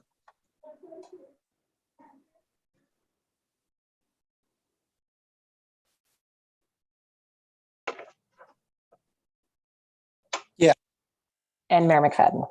Yes, motion is approved. And just for clarification, it includes the last part, but it obviously received that report as well. Recommendations 1 and 2, and what was just approved is that council receive report planning 2022-09 update status report 1066 Sireline for information. The second recommendation is that staff report back on the disposition of land and options for Sireline. That is what council has just approved. Thank you, Madam Clerk. Exactly what we all thought was just approved. Fantastic. Next, report planning 2022-11 year-end activity report, building economic development and planning. Mr. Connolly. Through your worship to council, you have before you planning report 2022-11 year-end activity report, building economic development and planning, with the recommendation that council receive report planning 2022-11 year-end activity report, building economic development and planning for information. Again, this is the next installment of our series of every quarterly installment with respect to building permit activity, as well as economic development and land use inquiries, land use planning. The table that's provided on page 2 looks at Q4 in terms of the fourth quarter for 2021, but year-end total as well. What I would draw from the building permit perspective is this year, although we had fewer building permits and fewer building permit activity in that respect, the number of building permits, fewer number of single family dwellings, we still were on target with respect to our projected budget for 2021 with respect to 200,000 in permit revenue. We're actually a little bit above that by almost 10% at just under 220,000. With respect to economic development and planning inquiries, in the quarter, our numbers were down a little bit with respect to compared to the Q4 for 2020, but that was a very banner year from the standpoint of activity. That said, even at the year-end total of 2021, we had in the order of 396 land use inquiries, 94 legal requests, and 18 requests for preliminary severance reviews. I'll remind council that even though we have these land use inquiries on individual discrete properties, we can have anywhere from 10 to 15, sometimes 20, depending on the type of property with respect to inquiries on that specific property. So again, it remains a huge part of the work we're doing. It's been a very busy year, much like it was in 2020, and we predict that 2022 will be as busy. On page 3 of the report, there's a breakdown by ward as to where that activity is. But that said, I think one of the things I just like to identify is that from a departmental standpoint, we expect that the real estate market will continue to be busy. But on top of that, we have had an addition and we've had staffing with respect to our planning, building, and bylaw administrator, Jessica, which will strengthen the department. So I'm certainly appreciative of the support from council for having that position and filling it. But again, we expect to have another busy year for 2022. If there are any questions, happy to answer those. Very good. Questions for Mr. Conley? Go ahead, Councillor Huntley. Through you, Chair, I guess, Mr. Connolly, the land use inquiries, I mean, it's a big number and it typically is, but how many of those is the same land? Like, is it this same, multiple people requesting information on the exact same land is the same answer, is it not? Sometimes there's sometimes nuance. So the 396 are the actual number of properties. They're the discrete addresses on which will receive an inquiry, but they don't gauge the number of inquiries per property. And that's what I tried to, maybe I fell short of that explanation, is that we can, in some cases, like for example, last week, we always know when a listing within the department comes on because we'll get somewhere from 5 to 10 inquiries within a day or so. And so we know when the real estate market and the listing is in real time. So again, those are 396 distinct properties, but we can get anywhere up to 10 or more inquiries on any one of those distinct properties. Okay, that answers my question. Thank you. Thank you. We're going to have to add real estate to the end of that title, Mr. Conley. I had the same conversation with Christina because, quite frankly, I was wondering the same, and literally her phone, because she handles a majority of them, goes off the hook when something goes on the market, and it does take an enormous amount of time. And to publicly give credit, I know that she has worked with individuals within our community well past the regular working hours, because I know they've received emails late at night on these inquiries. So please pass along our thanks to Christina, because I know she puts her heart and soul into each of these. And if you can imagine, sometimes when our schedules get interrupted by something, her schedule goes right off the rails when a new listing that's popular comes out, because it stops everything else from going forward. So please pass along our thanks to Christina directly. Absolutely. I can't emphasize enough the professional aspect and how good the team is here, starting with Christina and Karen, as well as Jessica and Bridget as well. Excellent team for that. Apologies, Deputy Mayor Graham, did you have your hand up? Yeah, no, I was just. Oh, you did. Okay, go ahead. I was just echoing that, I know myself and other members of council have received a number of compliments on the quality of the staff and the work that they do and the dedication that they have to the municipality. And so I was just going to echo those sentiments, because I know we all get them, and especially in contrast to certain other experiences, everyone's always happy to tell you about. So just want to pass on that, and congratulations. Excellent. Very Thank good. you, Deputy. If there's nothing further, then a motion then to receive that report. Deputy Mayor Graham, Councillor Huntley, Madam Clerk, recorded vote. Councillor Shaw, Oh, you're muted. There we go. Yes. There we Councillor go. Belch, Yes. Mayor McFadden, Yes. Councillor Huntley, Yes. and Deputy Mayor Graham. Yes. The motion is approved. Next item, report planning. Thank you, Mr. Conley. Looks like that's it. Next, report planning 2022-07 Mount Pleasant Country Estate Subdivision Burchard Zoning Bylaw Amendment Application ZBA 0817. Ms. Ellis. Thank you, Mayor McFadden. Planning Report 2022-07 is before you today with the recommendation that bylaw number 2022-07 be approved to amend bylaw number 2018-58 as amended with regard to the land subject to draft approved plan of subdivision 15T-17002 in part of lot 13, concession 13 of the Cavan Moor, just to fill out that recommendation. So this is a draft approved plan of subdivision. The rezoning is one of the conditions of approval. It's usually one of the last things that we do. So we now, after having worked through the process, we have a set of engineering plans that are acceptable to the township, Peterborough County, and the Conservation Authority.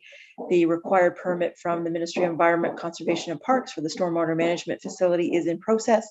We have a draft pre-servicing agreement that we are just waiting for the applicant to return to us with the required securities and proof of insurance, et cetera, et cetera. We have clearance letters from many of the agencies, so we feel comfortable in recommending that we approve the zoning bylaw amendment today. Again, this is for a 19-lot plan of subdivision in Mount Pleasant. There is also a piece of parkland in that plan of subdivision. There is a block with an existing home on it, and there is a stormwater management facility as well, and a wetland area. This is the subdivision, if you remember, that the road pattern has been designed to possibly permit a connection to Meadow Lane at some point in the future. We have not to date been successful in achieving that connection, but it is still in the front of our mind to work on that. Very good. Thank you, Ms. Ellis. I don't know whether you were online for the last report, but a big thank you for all of the efforts that we just saw in the quarterly update of the applications that have gone through and the severances. And I know you're a vital part to that. So thank you from all of us. Thank you. Questions from members of council on this report? Deputy Mayor Graham. Thank you, and through you, Mayor. Karen, could you just maybe elaborate? Maybe it's just, I didn't notice it in the report, but I believe I remember fragments of the previous conversation. What have been the impediments to the connecting through to Meadow Lane? Through you, Mayor McFadden, to Deputy Mayor Graham and members of council. So Meadow Lane is currently private property. It is not maintained or owned by the township. The previous owner, we tried to make a deal in terms of buying Meadow Lane to make the connection. We were unsuccessful in that. Since then, the property has been sold. And I think it's just a matter of workload and timing. We have not been in a position, I don't believe, of being able to approach the new owner to see if there is an option to purchase the property or a portion of the property and see if we can make that work. But it is in the long-term goal. And as I said, the subdivision has been designed. There is a 1-foot reserve in the plan of subdivision at the end of the cul-de-sac to prohibit any crossing over of the line, so to speak, until we can make that connection with appropriate engineering and land ownership. So is it foreseeable then, through you, Mayor, just to follow up, is it foreseeable that if we are able to obtain that, you know, I don't want to stand in the way of the final straws of this approval today, but, you know, obviously that connection would maybe make me sleep slightly easier at night with regards to that connection and the network that we would be providing. I think cul-de-sacs always make me nervous from a servicing and also an emergency servicing component. So if that is something that we're able to obtain between now and the final construction, is it an elaborate process to make that amendment or make that adjustment to the plan of subdivision before us today?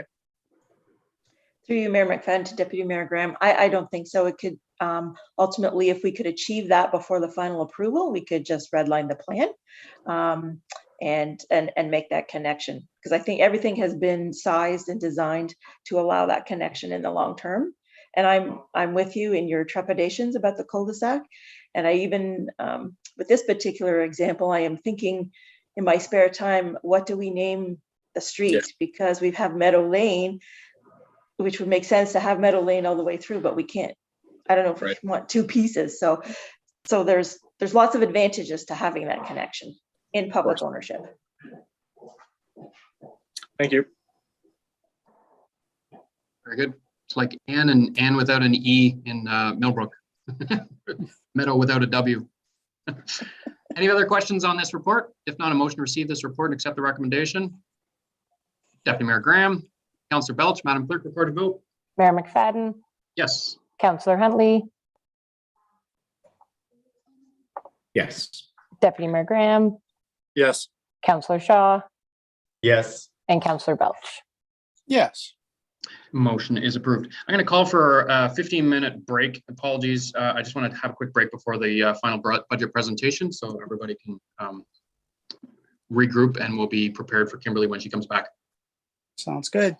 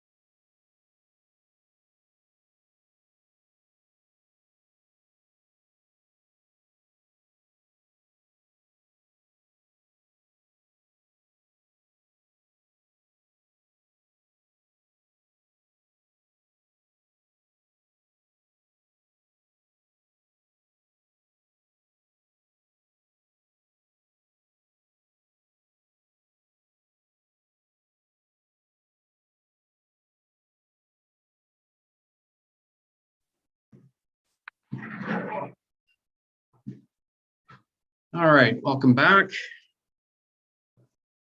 I will await 5 members of council. So we're waiting on Tim and Matthew, and there is our lovely clerk. We have Tim.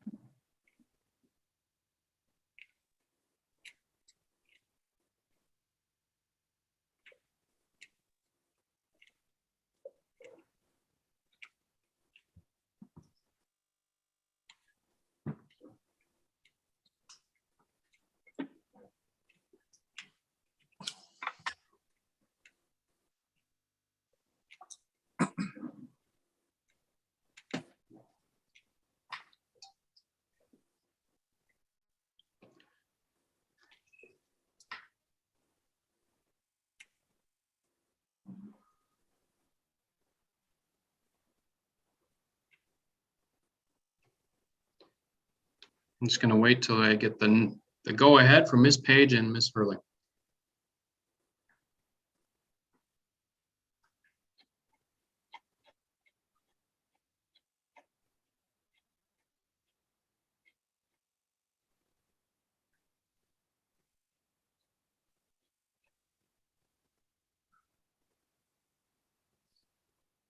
Dear Mayor McFadden, the CEO has joined us, so I think we're ready to go when you are. Excellent, very good. We'll now resume our council meeting. We're on item 11.5, report finance 2022-02 final draft 2022 budget presentation. Ms. Pope. Thank you, Mayor McFadden. Through you to council. This is just a follow-up from the presentation earlier today at council with the 5 recommendations that council receives the final 2022 budget presentation for adoption. That council approves the 2022 operating budget of $9,023,517, and council approves the 2022 capital budget of $5,112,486. The council approves the 2022 environmental budget of $394,500. The council approves the 2022 water and wastewater operating budget of $866,960 and a capital budget of $392,500. And that council approves a 2.85% municipal residential tax rate increase to fund the 2022 operating and capital budgets. Good. Questions from members of council?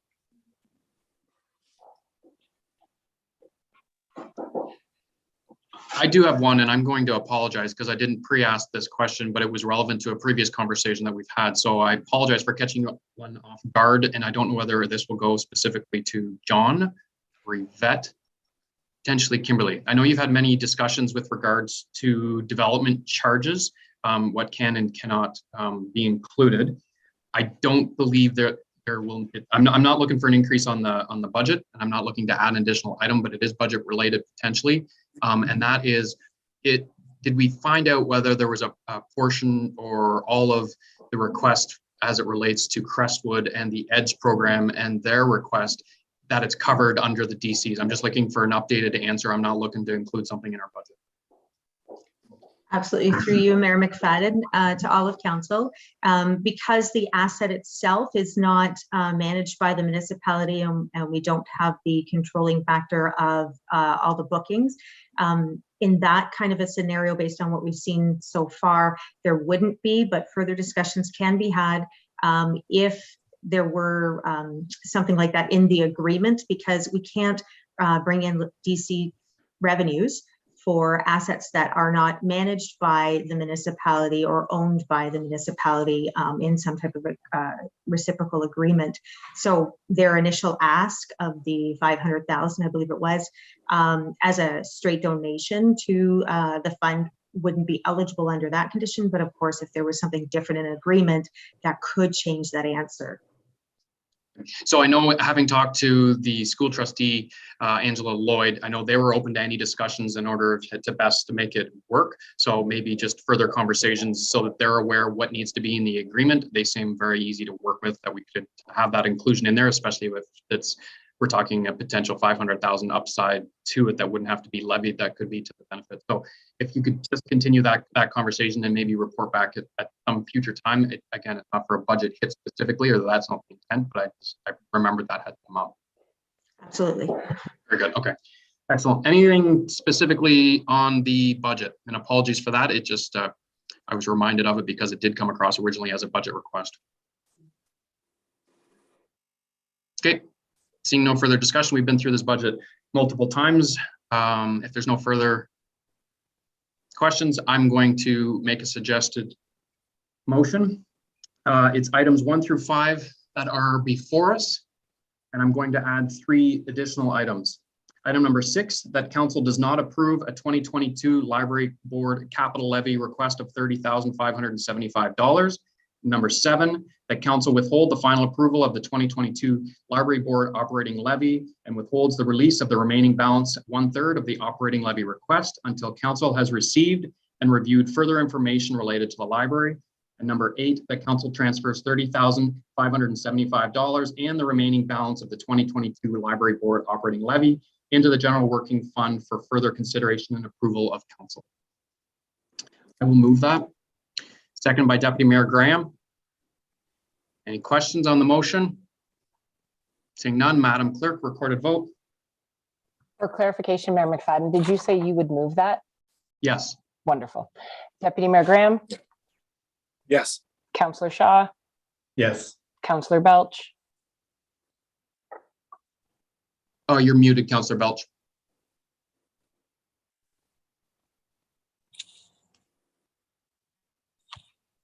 Yes.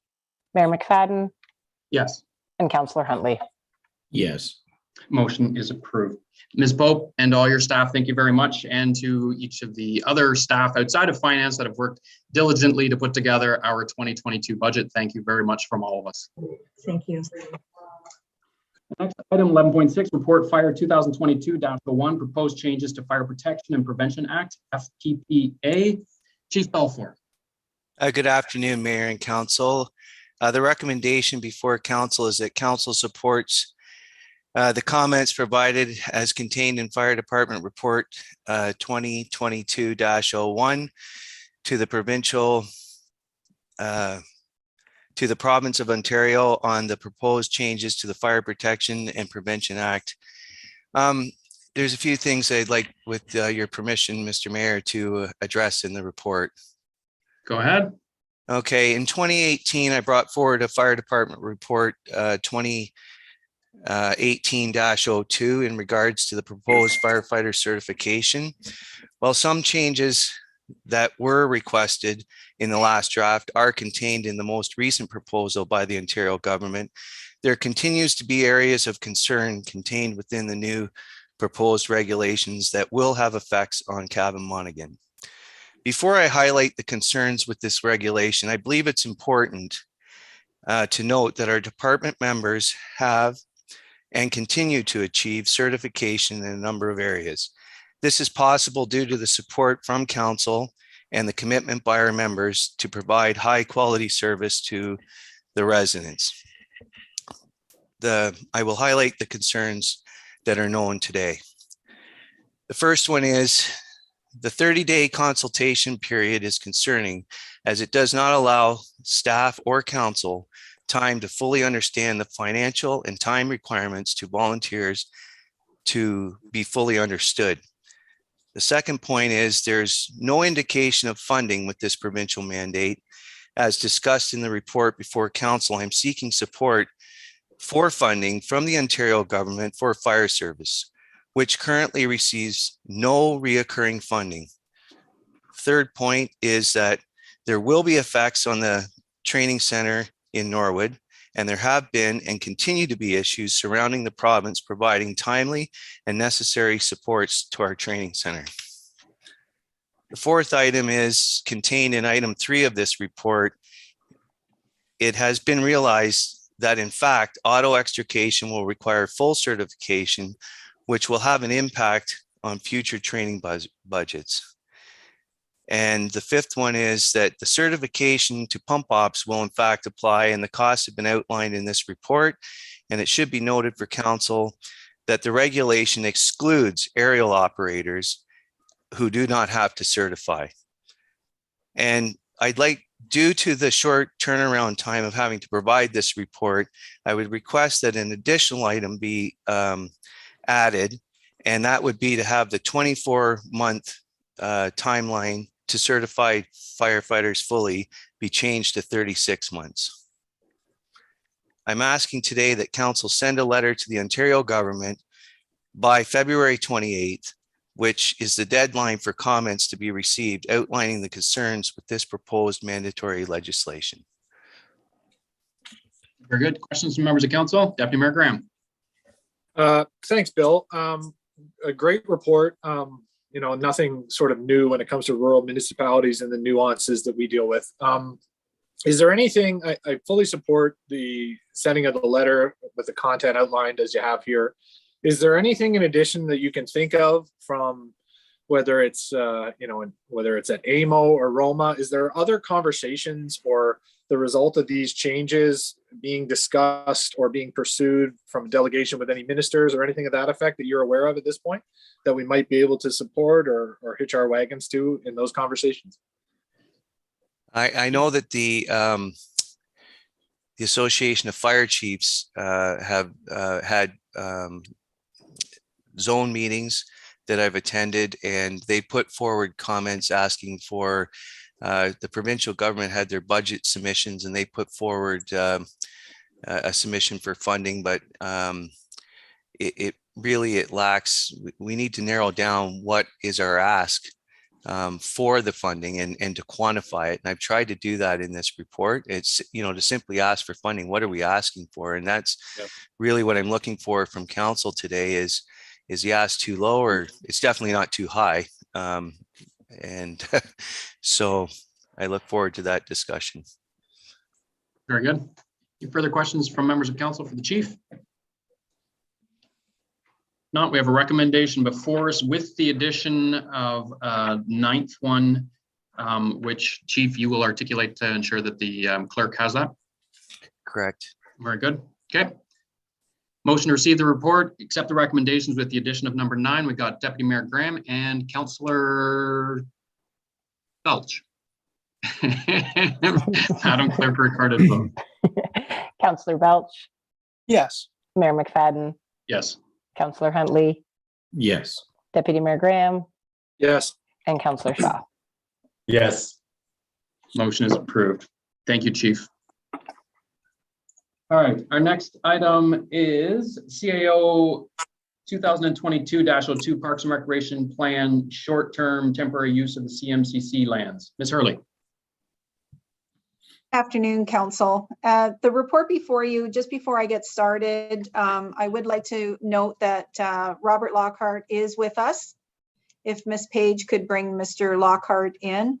As you remember at the last meeting, Council directed staff to work with Mr. Lockhart to come back with a report that would clearly outline a long-term parks and recreation plan, but also a short-term plan, if possible, for the CMCC lands. So if Ms. Page. Mayor McFadden to Ms. Hurley, Mr. Lockhart Lockhart has joined us. Yeah. Thank you. Thank you. I feel somewhat that this is simple because in the aspect that you've just approved the budget. So I'm really pleased about that. So the recommendation was that the report be considered as part of the budget process. But at the same time, if I may, I would like to walk you through this just a little bit. We had quite a fruitful conversation on what this would look like if we did a short-term plan at our budget meeting, as well as doing a long-term plan. So what we did with Mr. Lockhart's assistant is we've got a long-term recreational plan put before you. We've identified timelines and a schedule and what that plan would look like. So this strategic planning policy document would take a look at the future plans for both parks and recreation facilities and the services within the township. And the second part of this, and I'm just sort of giving you a high level synopsis of what that plan would look like. Carly, if you could move down just a little bit. So what we did is we attached a schedule, and we sort of identified tasks over the next year, because a long-term recreational plan is something that we could start now. However, it will take a year to complete. And Mr. Lockhart sort of identified what those possible tasks are, and we put estimated timelines together for you for consideration. Carly, if you can keep moving down, please. We did break it out into 2 phases. Thank you. We broke it down into 2 phases so that council could see what could be taking place this year. And then therefore we also allocated in our capital budget the works to carry out for 2022. And obviously what the estimated plans are would be for the total project, which the remainder of those funds would take place in 2023. The short-term temporary component of the ask from council is identified before you. We identified 10 sections of what that ask is. And I would like to thank council for additional conversation on this section, just to ensure that everyone was sort of speaking of the same message and what that short term would look like. So it wouldn't include infrastructure. It wouldn't include anything permanent on the fields. It wouldn't include people. A lot of recreational user groups have come forward in the past year or two and asked what their interests are. We're talking about something, my understanding from council is they were looking for something that is more modular, easier to put up, and not cause an infrastructure concern or a long-term permanent infrastructure or plan for those lands. So it still allow us to carry out the long-term plan and still do something possibly in these lands for the summertime. So that is before you right now. The only section that we did have in there that we council I think would like to have a conversation with, is my understanding is more of the community input at this time. And instead of going that direction, is saving that component for the long-term plan, which will include a lot of public input and discussion about what a permanent feature would look like potentially on those lands. We'd save it for that portion. But for this particular portion, it's just for trying to do something this summer so that those lands could be somehow utilized and explored with a more of a temporary type use. We've identified pros and cons. We've identified what those potential financial impacts would be on that are outlined under the financial section. So what we've done is, in support of the tasks and the outline schedule that Mr. Lockhart provided us today, he has broken them out to the phase 1 and phase 2 and what those estimated costs might be. As I mentioned already, we have identified those in the current budget that you've just approved. And we've also identified a potential 15,000 or thereof that could also be utilized for doing something temporary in the temporarily on the CMCC lands. Keeping a note that the intention for staff, if council's okay with this, we will report back on what those temporary uses would be at a later time, but hopefully we get everything implemented in something similar that could be, as I said, nothing will be permanent, but it'll be something that whether it's something to do with some games, outdoor activities, volleyball, anything like that, that is more of a temporary use, but certainly gets people out in the fields and enjoying the outside and also enjoying our CMCC. So we're here to answer any questions that council might have, and Mr. Lockhart is here as well to answer any questions that council might have. Very good. Thank you, Mr. Lockhart. I did see Deputy Mayor Graham's hand up. Go ahead, Deputy Mayor. Yeah, through you, Mayor. I've had a number of conversations about this subject because I think there was a bit of ambiguity around what the short term was going to involve. And so, you know, the component of the number 2 component with regards to the short term, with regards to seeking community input, that really wasn't the intention, because nothing that's being erected into this space has any sort of perpetuity or long horizon. That was not the intent.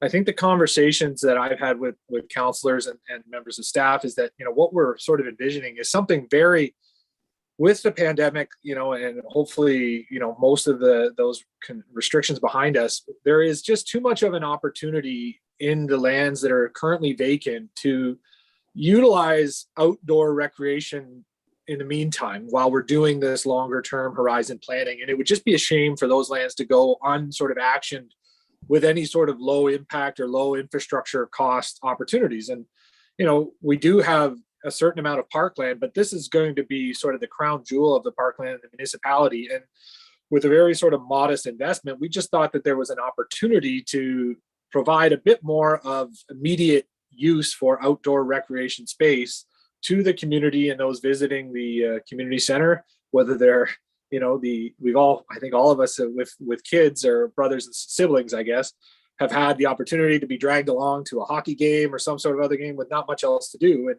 other than walking the track, which is a great health activity, there might be something in the summer months a bit more interesting that you could do outside. And that was really the point, is to try to jumpstart the utilization of the grounds. And there's even been some conversations with staff about potentially utilizing that opportunity to garner some input from the community in non-traditional ways as well. So, you know, it would be my, you know, I fully support moving forward with both documents, but with the short term, I think that the input or the public process of getting that input would be better served towards a longer term horizon. So that component, number 2 under the list of the short temporary development of the CMCC land should be removed. And it's not, with no disrespect to those submitting insights, it's just nothing of the significance or the permanence that, you know, we don't want to waste anyone's time or hurt anyone's feelings with what we're looking at of a much more low cost, less permanent opportunities for recreation at the site. So I thank staff for taking that additional report and insight, and I'd be ready to make that motion if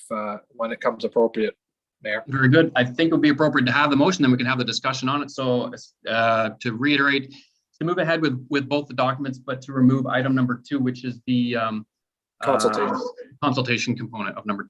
I have a seconder? Yep. Yes, on the short term. Seconder? I will second it.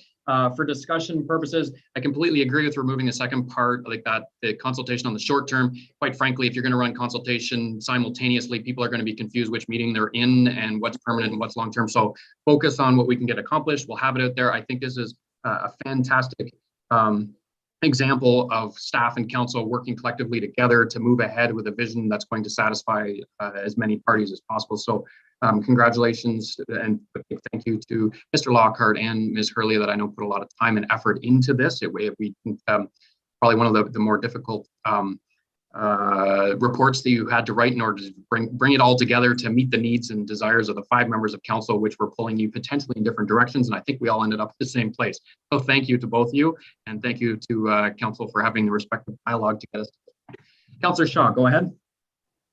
Yeah, I just wanted to raise an awareness. Once the public gets used to something that we may consider temporary, and they get, once it becomes well utilized, and then we decide, okay, the whole function is going to change now, it will create a tremendous uproar, and there will be at least minor demonstrations against it, et cetera. Who knows? But you will be stepping on a lot of toes when something like that happens. Absolutely. I think it's a good example of how we can implement a bunch of various opportunities. And I think what's going to rise from it is those that are very popular, that which we need to consider in a long-term vision, and those of which they never actually got used and can be terminated quite quickly. So best case scenario, hopefully there are things that become very popular and we can certainly ensure that they're included in, but I think we might realize that some that might appear to be popular may never get used, and without a big investment of dollars into the infrastructure, it's a great way to pass it. So, yeah, certainly heard loud and clear. Try taking away something that everybody uses, and that'll be a political fight for another day, but I think that long-term vision will ensure that it's incorporated in. But point well made, Councillor Shaw. Any further discussion on the motion? Seeing none, Madam Clerk, recorded vote. Councillor Huntley, Yes. Deputy Mayor Graham, Yes. Councillor Shaw, Yes. Councillor Belch, Yes. and Mayor McFadden. Yes, motion is approved. Once again, thank you, Mr. Lockhart and Ms. Hurley on that report. Next item, report CAO, and CAO report and capital status. Questions for Ms. Hurley on any of the items that are on the list?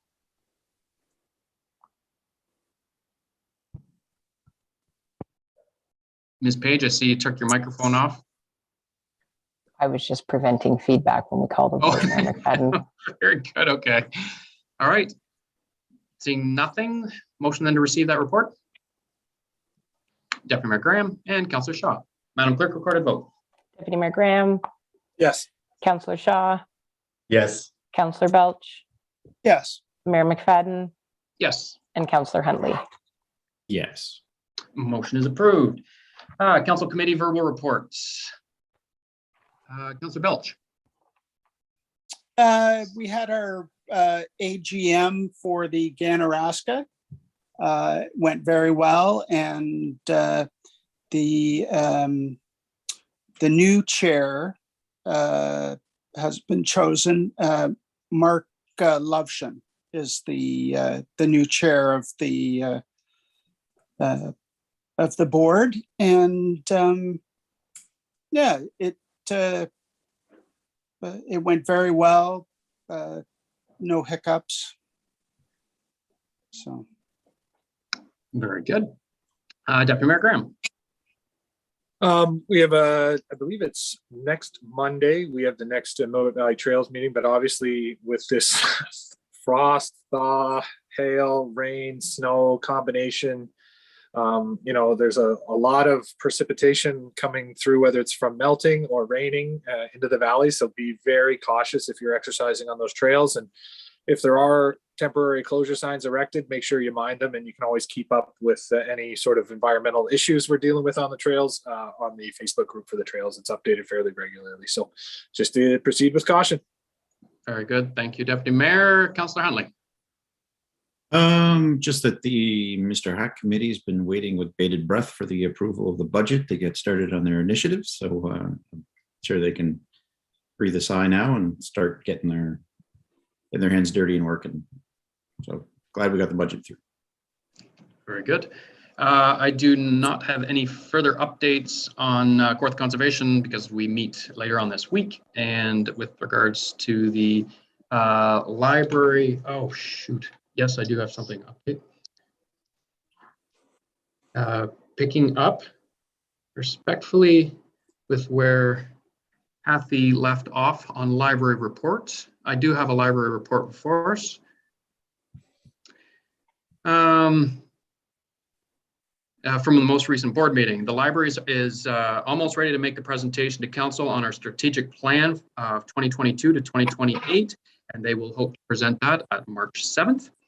And number 2, with regards to plans for creating a new Parks and Rec plan, the library's new strategic plan has 2 goals that tie in nicely. A, building an outdoor covered spaces at both the Millbrook and Bruce Johnson branches. These would provide spaces for many programming opportunities, as well as simply a place out of the sun and rain. Development charges should cover cost. And the library would like to collaborate with Parks and Rec staff to offer programs at both branches and at the TMCC. The library's aim is to better serve residents and avoid duplicating efforts by both staff of the library and Parks and Rec. And those were the takeaway items, obviously, of which we can ask them specifically when they present at our next council meeting. That is all I have to report from the library. Just a final one, just to sort of loop back. And Councillor Huntley, I apologize, I didn't speak to you this ahead of time, so I'm not looking for responses. But with regards to some of the topics and questions that were raised at the last meeting with the CAO from Orca, there was items to which he was going to have to report back to us. So I would look forward to having some further dialogue on some of those questions that were raised at that time. And not today, I didn't. But when you have a chance, I would appreciate it. Anything further? Any other items? None? Okay. I get a motion then to receive those verbal updates. Deputy Mayor Graham, Councillor Huntley, Madam Clerk, recorded vote. Councillor Belch, Yes. Mayor McFadden, Yes. Counselor Huntley, Yes. Deputy Mayor Graham, Yes. and Counselor Shaw. Yes. Motion is approved. There is no general business. No correspondence for information. Correspondence for action. We have item 14.1, the Township of Selwyn notice of motion from the Gypsy Moths. It is actually now a supported motion from the Township of Selwyn. How does council wish to deal with that? Motion to support. We have a mover and a seconder, Counselor Shaw, and a seconder. I will second it for discussion. Deputy Mayor Graham, you've got something to say. Go ahead. Yeah, through you, Mayor.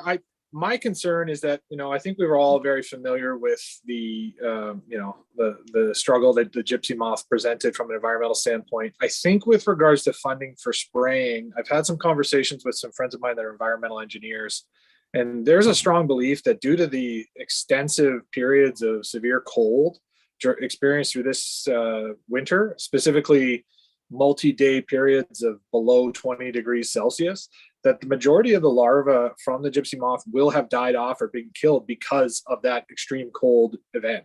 And I think that I just don't want to be requesting funding for spraying if that environmental attempt that we're trying to address through spraying isn't going to be impactful. So I've been waiting and trying to do some more due diligence to figure out exactly if there is any environmental benefit to the spraying in the event of those sorts of environmental or extreme cold events. But I'm told that the kill rate could be upwards of 85%.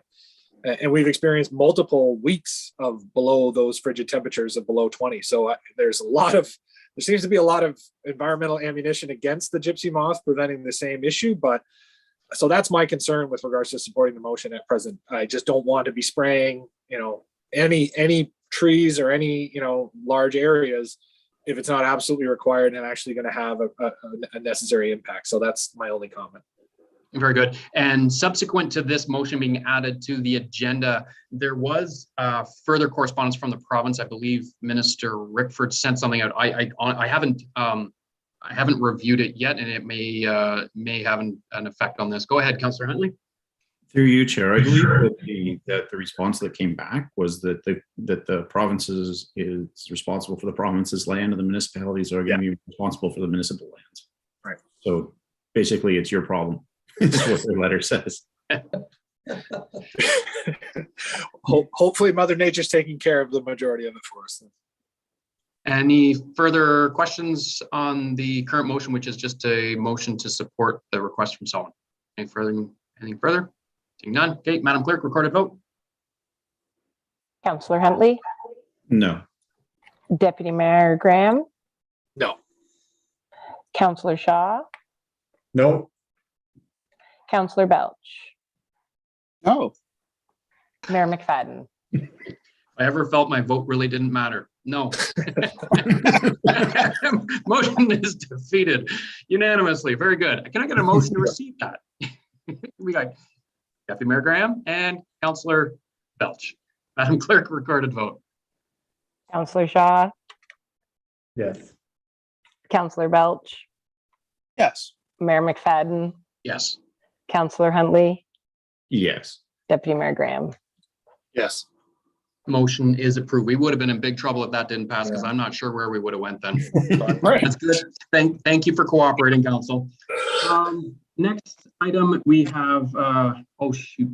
Sorry, Madam Clerk, I've got my agendas all out of order. This is the point here. I'm actually going to ask for a motion to go into closed session to finish off what we've already started. And I get a motion to go into closed session. The item will be litigation or potential litigation, including matters before administrative tribunals affecting the municipality or local board. It's already on the agenda. We just have to go in to finish off. We've got Councillor Shaw and Councillor Belch. Madam Clerk, recorded vote. Mayor McFadden, Yes. Counselor Huntley, Yes. Deputy Mayor Graham, Yes. Counselor Shaw, Yes. Motion is approved. Sorry, I didn't catch that change of voice, Ms. Page. We're good? yes, no. Yes. Who do we miss? Who are we missing? 1, 2, 3, 4. Counselor Counselor Belch. Oh, Councilor. yeah, Sorry about that, Councillor Belch. okay, I'm You had used me to there. I that. didn't catch the drop in the voice. I figured it wasn't the fifth one, but I wasn't counting. Okay, motion is approved. We will now be going to closed session. Just before everybody signs off, there is an additional link that's been sent out to everybody's email. Click on that and then we will be in closed session. I think Deputy Mayor Graham, go ahead. All right, just in case there are people watching, is the intention to come back into open? Because there might be people hanging around for nothing if we don't address that now. Through you, Mayor McFadden, we'll have to come back into open session to approve 15.1, 16, Yeah, okay. 17, and 18.1, and that will be Okay. started off of the link, and it will be live streamed to YouTube. Yes, the conclusion of the meeting will.